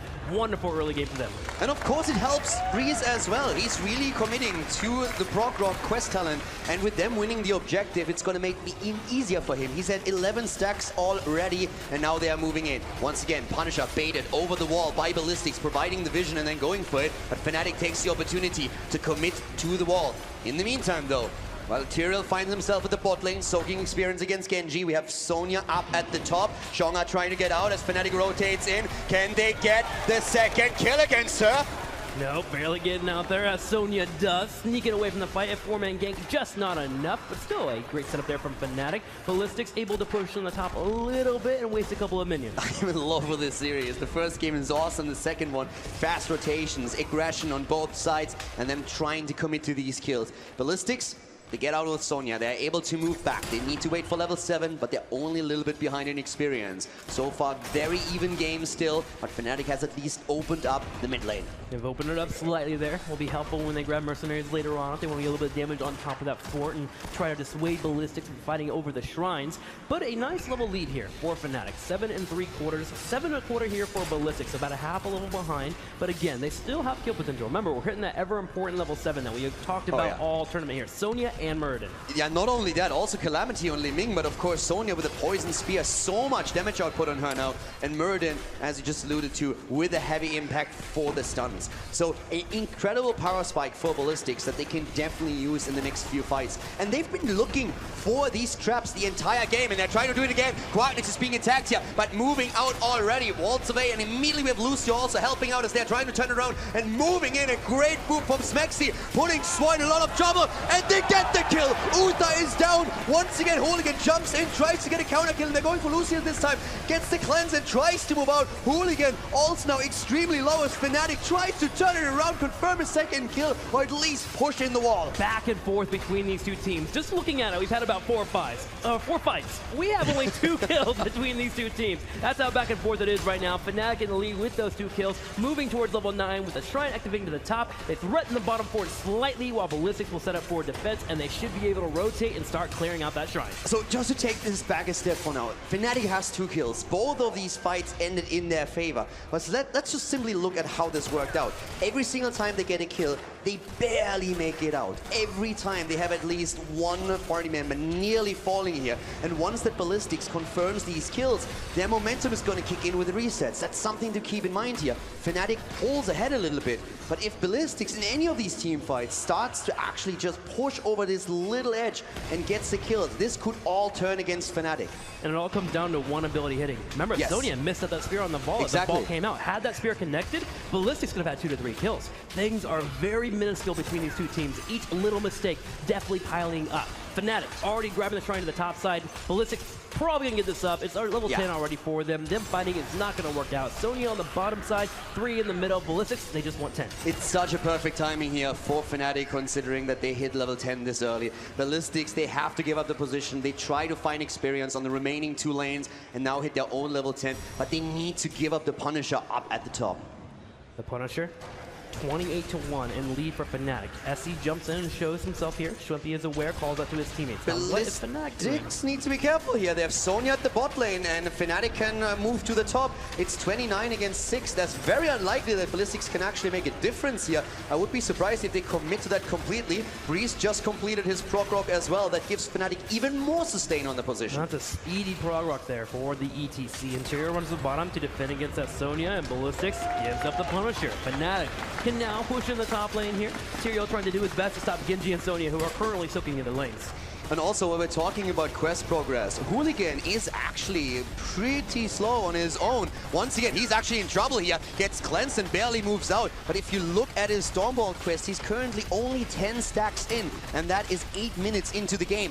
Fnatic pushing heavily at the top now with a Punisher and take down the first fort of the game. Now, this Punisher's at half health. There's not much you can get after that. Mostly they could maybe do is go for a keep wall, but Fnatic plays it slow. Remember how they opened up the fort in the middle lane earlier? They now have that option to transition down that middle lane and apply damage to that fort. So they're going to go ahead and start rotating down, but ooh, they're actually going for a sneaky gank here on the Sonya. Jongwa by himself, no one to help out, and Sonya will fall. Absolutely no chance for him to get out of this situation, just going in a bit too deep. And that was well done by Fnatic. A quick rotation down, identifying that they had an opportunity there. And now they use it. They know Sonya is gone for another 10, so they can simply push in, at least take the fountain, and therefore take the lane sustain of their opponent away. But with now Shrimpy making his way down to the bot lane as well, they all of a sudden have an opportunity to take down the fort itself. Fnatic is all over the map right now, rotating between the top, the bottom, the middle side, Lucio. trying to stay away. Exactly. It's all about Lucio at this point. Super fast here. That Lucio help him boost around there. And this is good. This is important. You need to do this against a Genji player. You don't want to be in a spot where they can group up as 5, jump on top of you with that Divine Shield into a Dragon Blade. Fnatic are playing around Ballistix as much as they can. It's one of the main reasons why they could kill Sonya. Lucio, if he's in the team and he really speeds up the rotations, then you are not really ready for it. You expect that there might be a rotation coming your way, but you underestimate it quite often how fast they can reach you. And that's exactly what happened to Jongha a bit earlier. Sonya falling 3 kills against 0 by now in favor of Fnatic as they claimed level 13 early. And that underestimation is hurting Ballistix. A total of 2 forts are down on their side. One stands in the middle, but with the shrine activating soon, Fnatic can start to make plays for keep walls, even that fort in the middle. And again, this is not over by a long shot, and Breeze is actually the one that's getting attacked here. Ballistix, throughout the entire game, has tried to set up these little traps, and they are now closing in on level 13 as well. So even though Fnatic has taken a lead, Ballistix is still very much in this. Ballistix is scouted out here by Fnatic, but they're going to go ahead and take the Mercenary camp anyways. Fnatic has decided to go and get the top lane pushing here. Grab, of course, the Rhaegar, their Tyrael, push that top lane and have the Merc camp pushing in. This fight is going to be huge.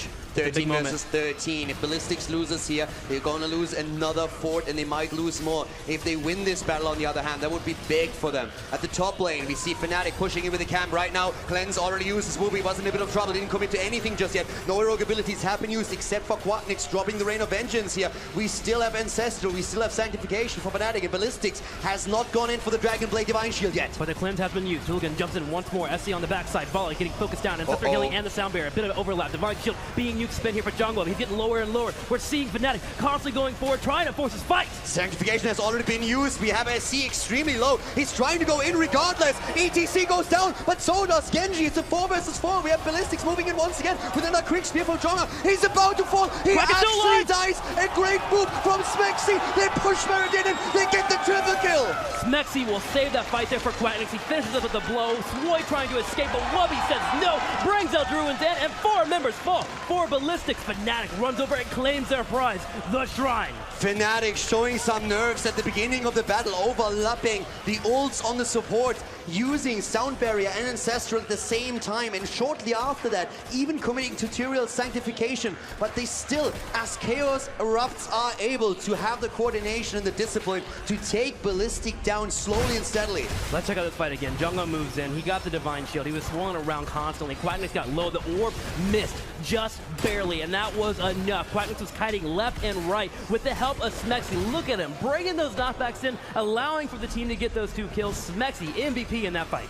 But we also come back to the same point. Vala, by all means, should have died there. Yeah. And if Quacknix falls, then all of a sudden the damage is missing and we get more resets for Li Ming. So that fight was insanely close. It could have gone the other way. Fnatic, they're doing whatever they can and they're pushing the envelope. They're getting ahead, but Ballistix, they are still very much so fighting and having a good chance every battle. But the problem for them is the talent advantage for Fnatic as they push for the first key. That's right, that holy ground. We always talk about it when it comes to Tyrael. Now the Punisher does fall, but 16 is still here. Wubby will have 1 more holy ground up soon.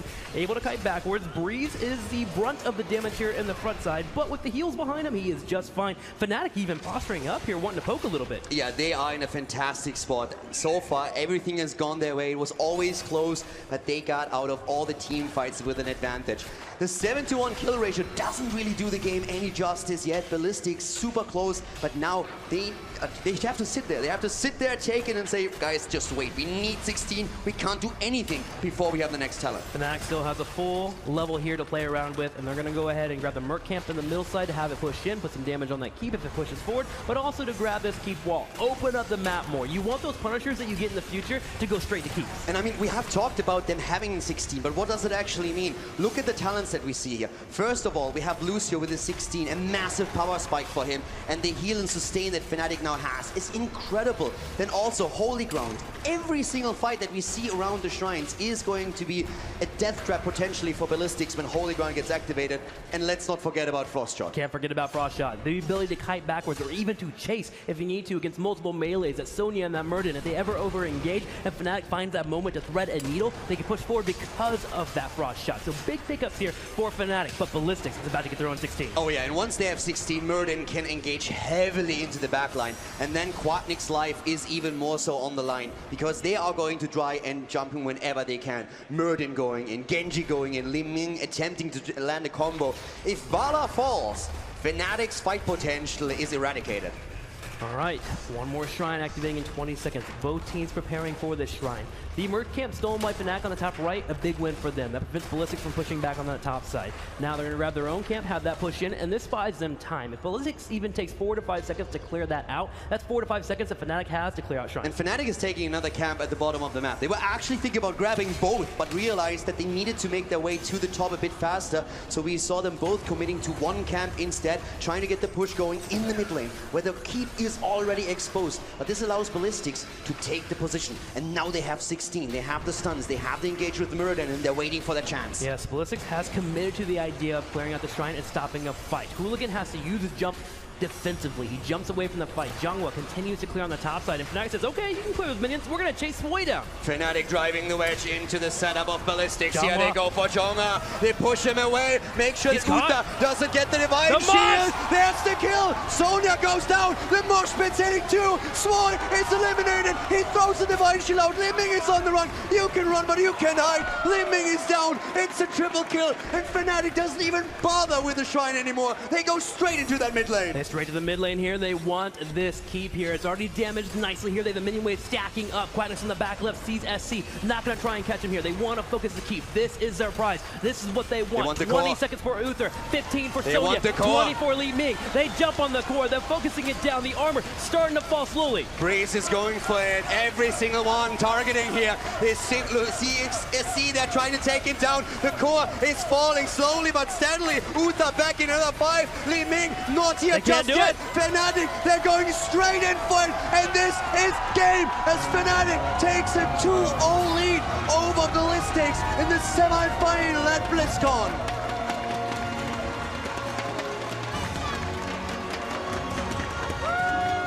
Fnatic core rushes, a special from Quacknix that we see time and time again. They find their 2 kills. They section off Sonya in the top lane brilliantly. Get the kill there, grab another one, and go straight down the middle and take the core. They knew that they were aiming for the Divine Shield on Sonya. Jonga went into them because he realized Uther is going to be my savior. And then Breeze goes in, gets the face melt, pushes him off, drops the mosh pit and says, not today. Sonya goes down, and in a 5 versus 4 situation, Ballistix just doesn't stand a chance anymore. Ballistix gonna take some time here and reset, get ready for that game number 3, but Fnatic coming out on fire. And I gotta admit, I was a bit worried about them before coming into it. They were thinking that they were gonna have a hard time against Ballistix. But again, it has been a razor edge in every single team fight.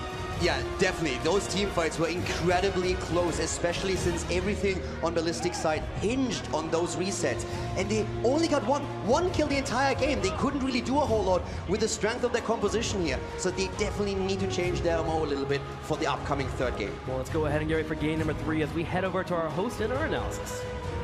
Thank you very much, guys. Of course, 2-0 now to Fnatic. And I think between group stage, the start of even this bracket stage, there's kind of that shift where Fnatic came in and they weren't really showing much, even if any double support, maybe some shields here and there. But this double support comp that they're kind of running into this series looks very formidable, and they've been kind of holding it back a little bit. And for me, the series was really taken by Smexy on the Lucio, who was able to get those kills, and by Junga, who was overextending in lane many times, going on the Shrine solo. Hey, if we point fingers at anybody in this game, I think everyone is pointing fingers at Junga. Fnatic punished time and time again. They had the better team fights. They split Ballistix when those overextensions were coming through, especially by Junga.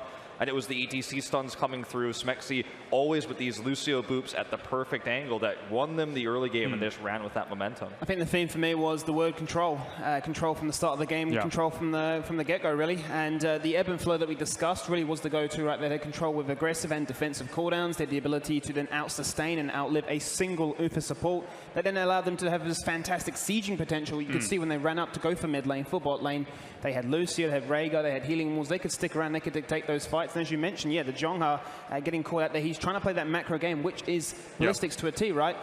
He's overextended, allowing that Lucio then to come in with that big gank potential. And you know, Fnatic are looking quite clean. And the only thing I really wanted to add to that is we didn't really see too much from Fnatic during that opening week because they didn't really have the hardest road there compared to what Ballistix had. So it's interesting to sort of assess these power levels now they're on the biggest stage possible. Pressuring someone like Sonya before she has Mystical Spear at level 13, she's a prime target if you're able to get up there quick enough. Yeah, the punishing by Fnatic was good, but let's keep in mind this is an unforced error. You need to do your due diligence that if the rotation is possible, it's probably happening at this level. So Jonga will need to shave up a bit on those on that map awareness, or maybe the calls of his teammates.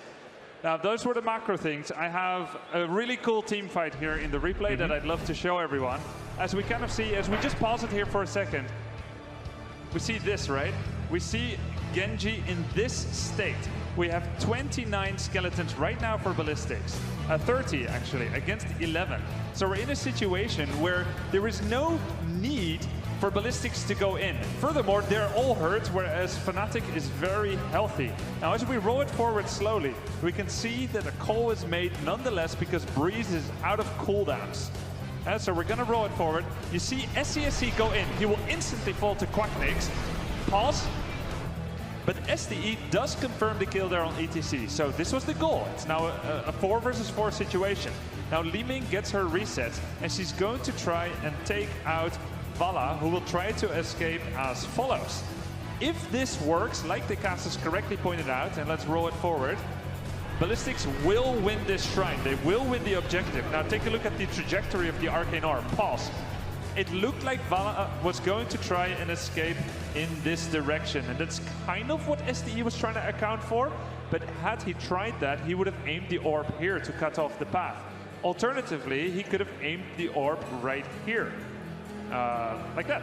But he went kind of for a middle way, and this is just a slight unfortunate misangling that allows Vala to get away as we roll it forward. Now the call was made. Flip the switch, despite the hurt. Uther doesn't have to sustain to go on, and they will flip the switch indeed. Ballistix, they go in. Sonya has to commit more because SDE missed the orb. Now Hooligan has to commit more, and Quacknick stays alive, and the Punisher goes to Fnatic. Now these are small little things that forced many deaths because of one ability, just showing how important that can be. And that seemed to really be the theme of what Ballistix were running. We talk about the fact of a reset comp. They need to get the ball rolling. They need to get those kills happening to allow them to win that team fight. And you could see there, if they weren't able to sort of kill secure, so to speak, it was all up on Fnatic to utilize those cooldowns, that mobility factor, the ability to try and turn the fight around. That's what happened. The multi-shot being a fantastic adaptation to allow them to spread that damage across and really force Swoid in a bit of a precarious situation. Well, that is game 2 in the books overall, as we now head into a short break. When we're back, game number 3 here. Fnatic goes up against Ballistix, is currently 2-0. 2017 Heroes Global Championship Finals are brought to you in part by Republic of Gamers, Intel, T-Mobile, and NVIDIA.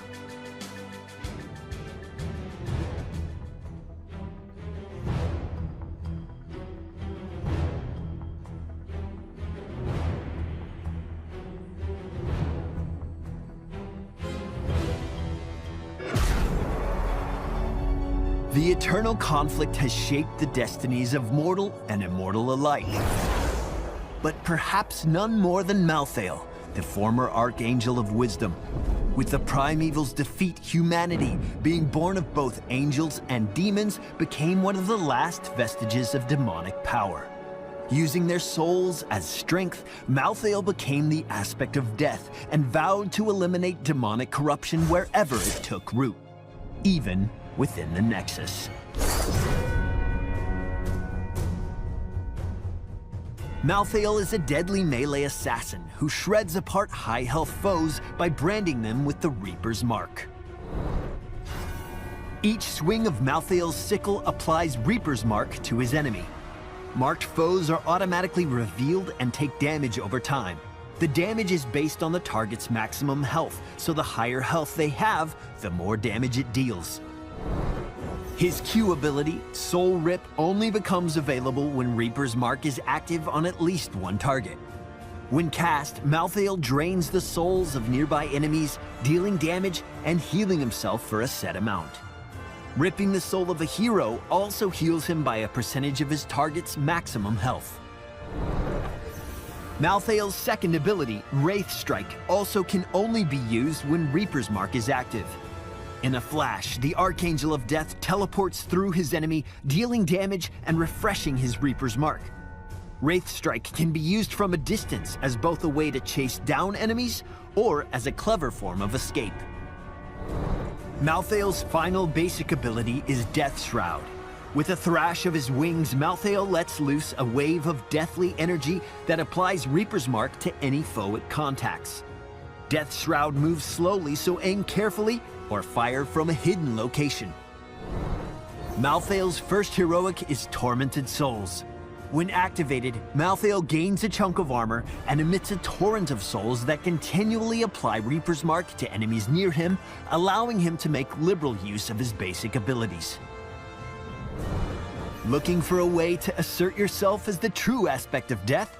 Last Rites may be more your style. When cast, Last Rites acts as a death sentence, and after a couple of seconds deals a large amount of damage to an enemy. The total damage done is equal to half of the target's missing health and ignores armor entirely. Additionally, this is our first questing heroic in Heroes of the Storm. For every hero Malthael kills with Last Rites, its cooldown is permanently reduced until it reaches the minimum of 15 seconds.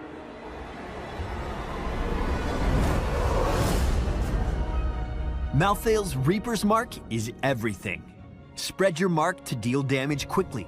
Your marks can be a mobility tool with clever use of Wraith Strike, or just a way to stay alive when comboed with Soul Rip. While drafting, consider the fact that Malthael excels against frontline bruisers and tanks like Thrall, Sonya, and Arthas. Make sure to watch out for high mobility heroes like Vala and Tracer that can poke from a distance and shut down your marks. At level 1, Malthael can choose between 3 mobility talents. Consider how you can min-max these options to fit your playstyle and your team composition. Once the Black Harvest quest talent at level 4 completes, it permanently increases how long your Reaper's marks last. Even just a couple more seconds opens up a lot of flexibility for Malthael to make some powerful plays. Lastly, Malthael can pick up the No One Can Stop Death talent at level 20. After being the victim of a takedown, activate this talent to instantly revive at the Hall of Storms. With Malthael's arrival, death itself has descended upon the Nexus, and this time, no one will stop him.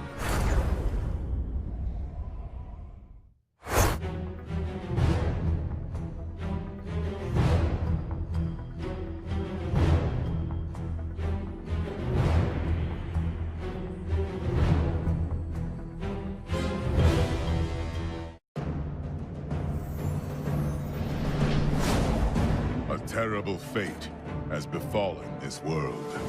Evil runs rampant, uncontested. I can stand by no longer.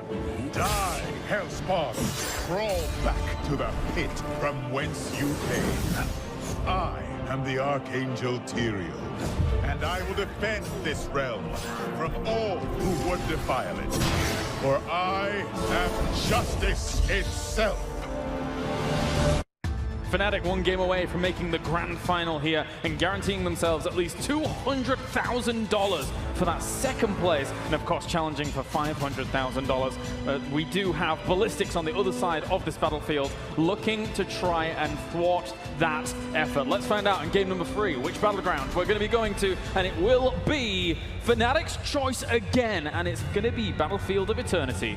You know, it feels like it's a bit sad, but I don't see any way Ballistix comes back into this series with how they played the first 2. I feel like this is a great map choice for Fnatic. They were able to take it because Ballistix, like most Korean teams, will always choose first pick, win in a situation where they're down in a series. So giving this over to Fnatic now, and confidence-wise, this team is shaken. We have seen this before. We saw this last year. Fnatic has the crowd behind them, and I can't believe I'm the HGC Korea guy saying this, but I don't see at this moment in time a way back into this series. Right, it's time to get into it. Game number 3 here.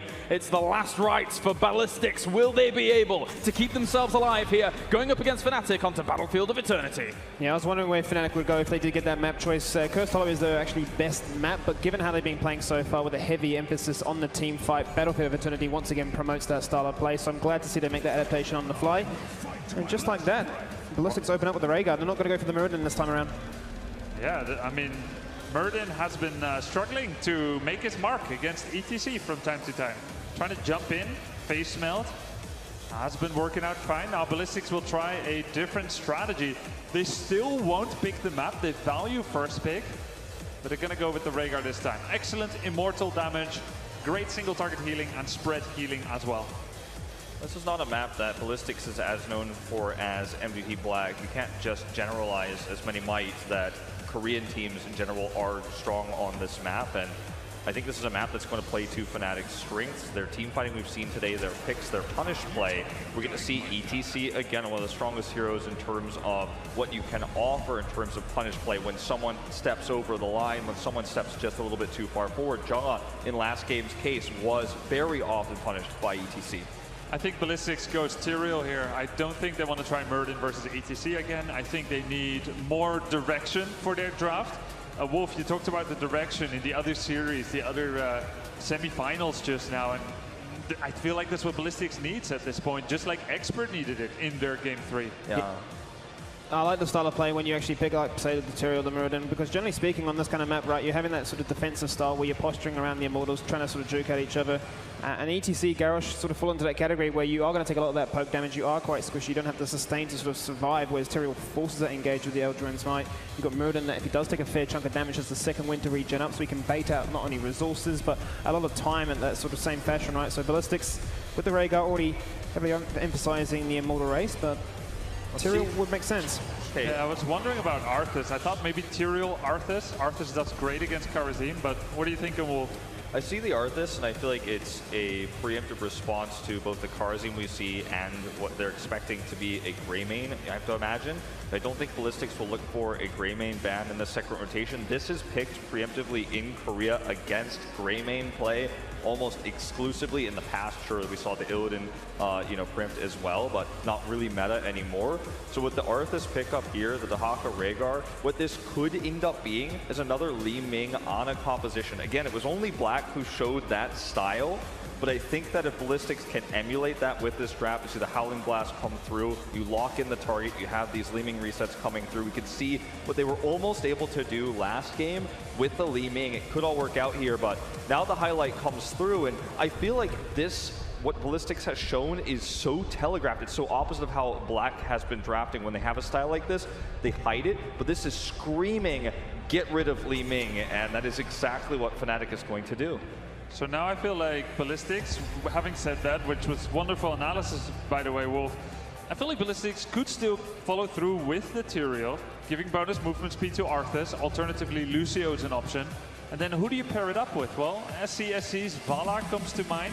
We are expecting Greymane, to be countered a bit by Arthas, so maybe Fnatic doesn't go Greymane, and then Ballistix can grab that. Yeah, it's possible. I don't think they want to ban the Greymane here because it feels very counterintuitive to set that up, especially now that Li Ming is off the cards. We've seen Howling Blast used in conjunction with Li Ming on a buy Black many times. So what do you ban here? It's a tough question. Going to take away the Malthael. This is a safe ban, but I don't think it puts Ballistix any steps closer to winning this draft per se.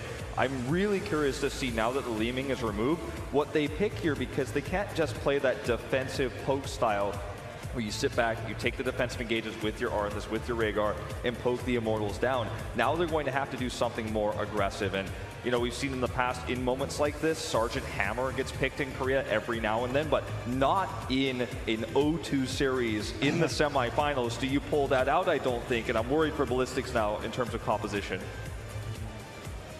Fnatic now with the ETC and the Kharazim, two fantastic diving tools, not necessarily the strongest for the Immortal itself, which is what Ballistix have put a lot of effort in towards, but Greymane screams out to me at the meantime as that initial pick for their DPS role, if you will. Alternatively, Vala is an option. Yeah, just Vala here. Tyrael, Lucio, either one of those. There we go. Very similar. It feels very much like they're going to just run with the win, pretty much like what they did last game. Stick to what's true and trusted. Leave that fifth and final role for that flex. Potentially Tyrael is still an option now for Fnatic. And I think Ballistix is probably really regretting not just banning the Vala. You already have drafted according to a potential Greymane pick. You've removed the Malthael, you removed the strong top laner there. Sure, that helps to Hawk out, but it doesn't help your comp that doesn't have poke anymore. And what do you pick here?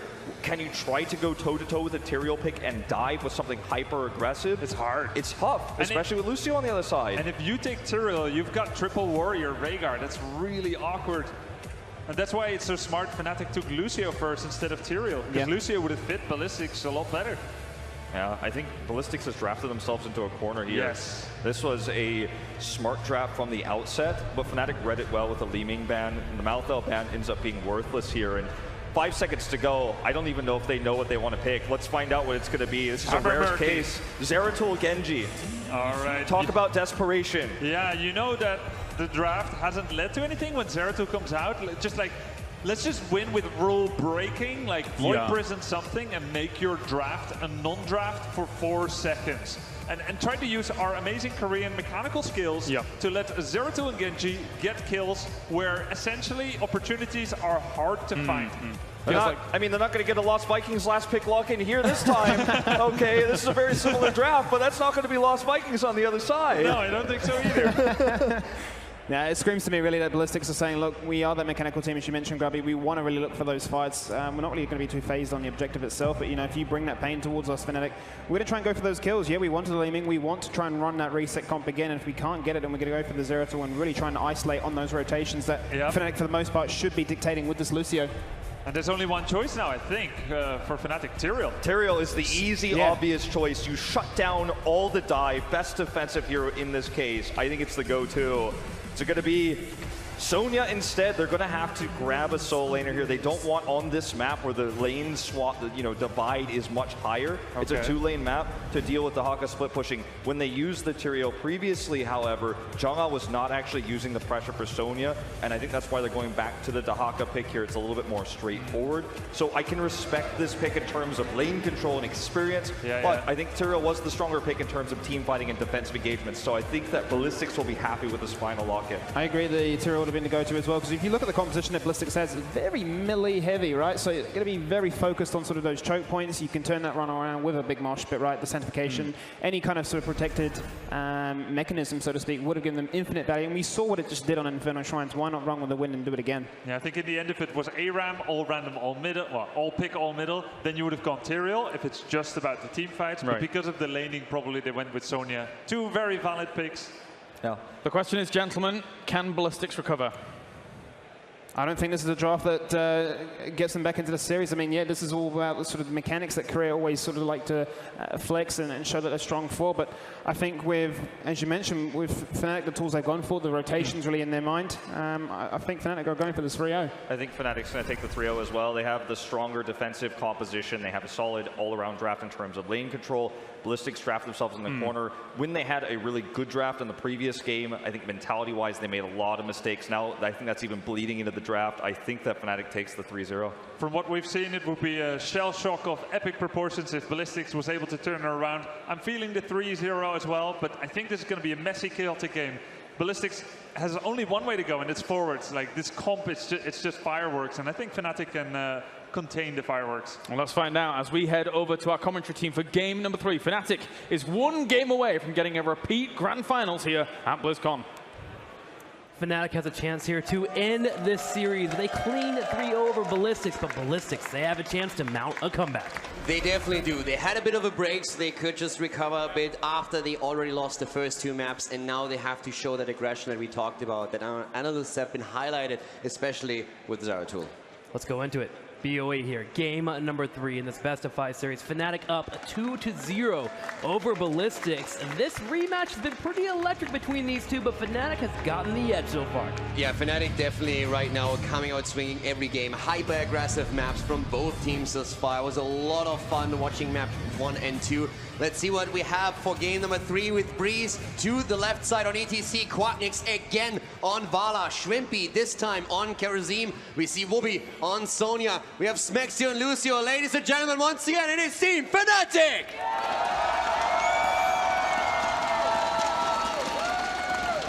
SC playing Zeratul Hooligan on the Arthas Junghwa, playing the Dahaka, SD on Genji, and finally here the Rhaegar will be played by Swoy. Give him some love, it's Ballistix!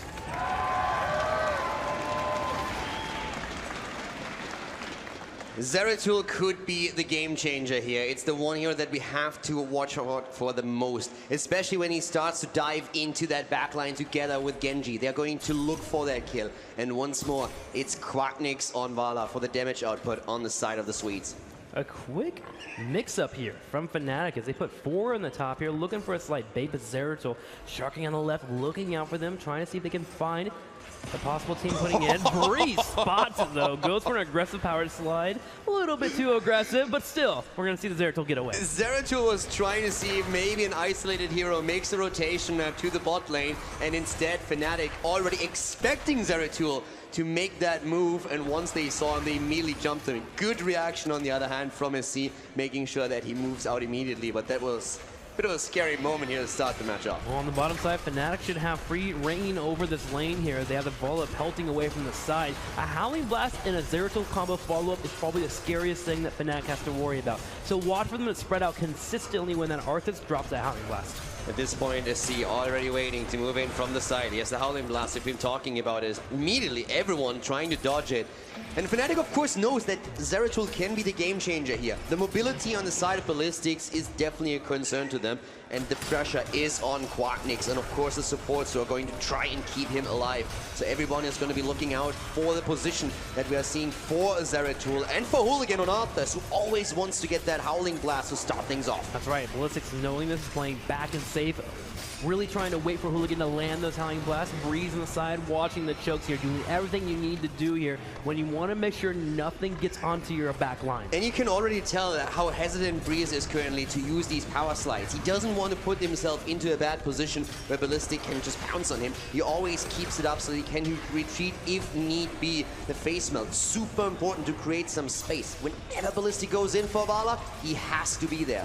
Ballistix set up a big flank here, putting Zeratul all the way from the right side, all the way to the left, which allows Fnatic to get a massive lead on the Immortal race here, dropping the Hungering Arrow. The moment that Arthur steps forward, Fnatic backs up, once again, playing it safe here, as we find SCSE on the side. And SC the entire time, his position is getting pinged. Fnatic nowhere he should be. They're trying to go for the kill, and they get it! Genji is down as Fnatic draws first blood. And Wubby even comes down too. This will be an easy halftime show here for Fnatic as they go ahead and burn it down as quickly as possible. Now, their big hope here is that this Immortal does spawn on the left side. That will allow for them to clear it up quickly and get a nice big shield over their opponents. They even have Breeze on the right side playing aggressive, making Ballistix pull away.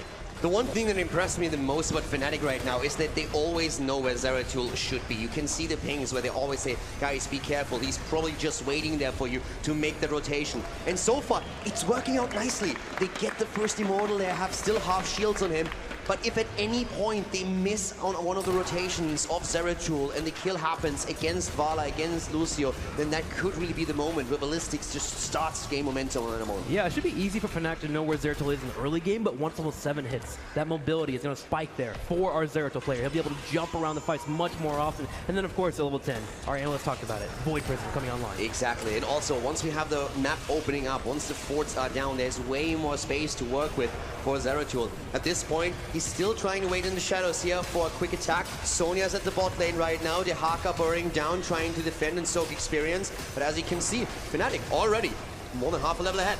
Half a level ahead, open up the top side, rotating the bottom lane. What we saw on Infernal Shrines now available here on BOE. A little bit harder for Ballistix to fully catch up with this with Lucio just popping around the entire map. They're looking for a second turret, but with members missing, they're going to go ahead and pull back and play safe. Fnatic knows when to stop and go. Yeah, but they have to be careful now because that rotation has happened. Rhaegar still at the top, getting the extra wave, starting to make his way back down.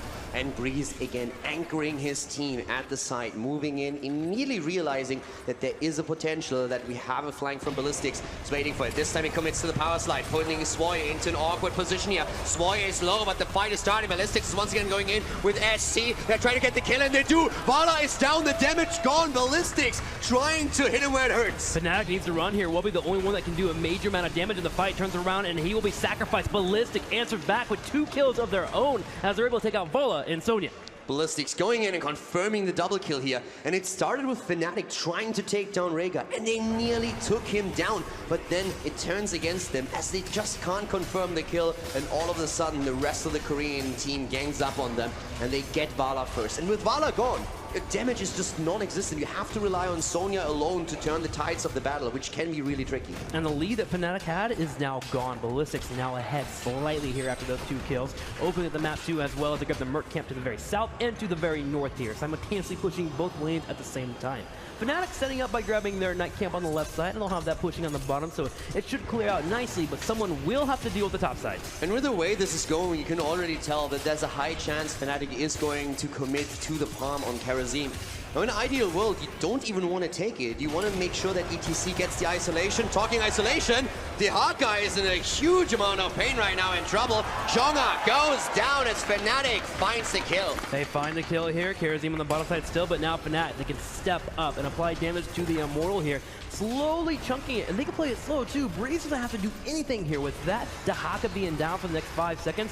No big worry here for Fnatic. And they have vision on Zeratul. They know exactly where he is. They see him at the bot lane. We have Karazim fighting him on the lane right now. So Ballistix, they don't have that element anymore where Fnatic has to be afraid of a flank. Fnatic has full vision. They have the information they need, so they can commit to this. They want to get this halftime show. That way they can go to the top side and clear it out there and help out Sonya a little bit. Genji also helping some damage. Schwimpy needs a teammate here to jump to. He'll jump to Hooligan and then jump to a teammate. He escapes a gank coming his way. Blinding speed helping him out here as he joins up with the rest of his team.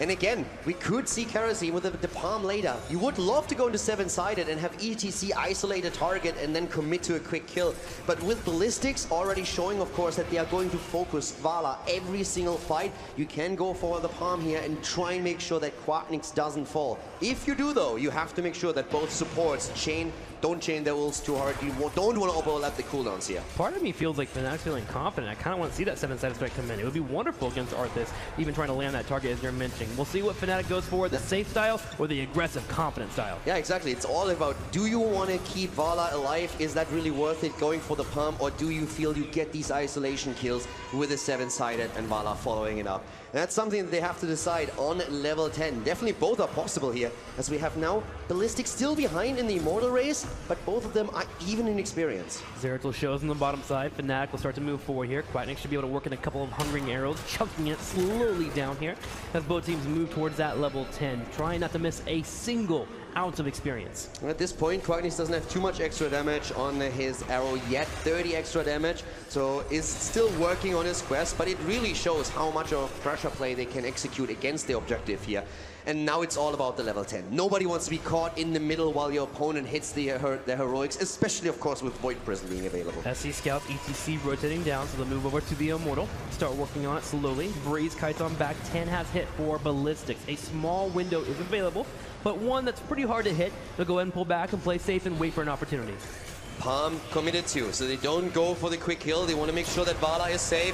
And here we go, starting to go straight for Arthas here. He's in trouble, the cleanse is in, Void Prison being used. At the same time, the sound barrier. Ballistix is ganging up on Fnatic here. They're going in right away. The Mosh Pit being used, and Genji goes down. Hooligan in trouble, and they drop him as well. The Mosh fires, and they get Genji and Arthas. The Ancestor healing not in time there to help out. Ballistix losing 2 members. At that point, the Void Prison was in, and Breeze to say, boys, it's fine. They're ganging up on us, but I'm going to mosh immediately. Keep me safe, and everyone on the side of Ballistix that tried to go in for the kill, they got immediately stunned out, and that leads to the double kill. Fnatic now with 4 kills against 2 in the game. Take another Immortal, and will push through the top lane. 4 kills to 2 and a massive Immortal. Everyone from Fnatic is here in the top lane, ready to push forward, break down this fort. They want to commit to the aggression here. The ability for ETC to power slide and force a fight is very valuable for them if they can get that engage they want, especially with Army of the Dead being down for another 20 seconds. And at this point, of course, Void Prison is down for another 40 as well. A big problem for Ballistix. They really depend on it. They depend on Zeratul bringing the value here. Quick kills against Vala, that's what they're looking for with Genji, with Zeratul, but they're not getting them right now. Fnatic is pushing in, they have the level lead, they drop the fort, and they're going for the keep.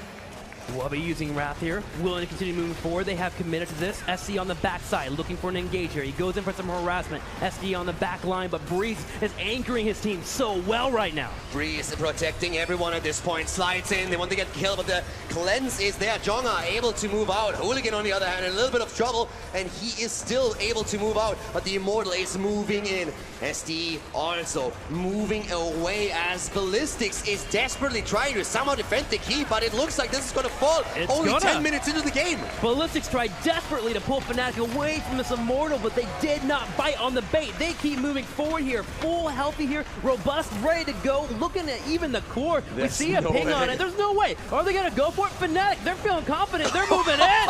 And they're going for it. Fnatic moves in. They want the core right now. SCSC Mosh! is there. There comes the Ancestor. They're dancing. Mosh Pit hits hard. Arthas is down. Void Prison being used. Fnatic in a 5 versus 4. They're going for it. They're dropping them one after another. Arthas is down. Will be in trouble against Palm. The Palm does block. They go for the core. Ballistix is about to lose. Fnatic takes the game, wins the series without losing a map, and they move on to face MVP Black in the grand final at Blizzcon 2017.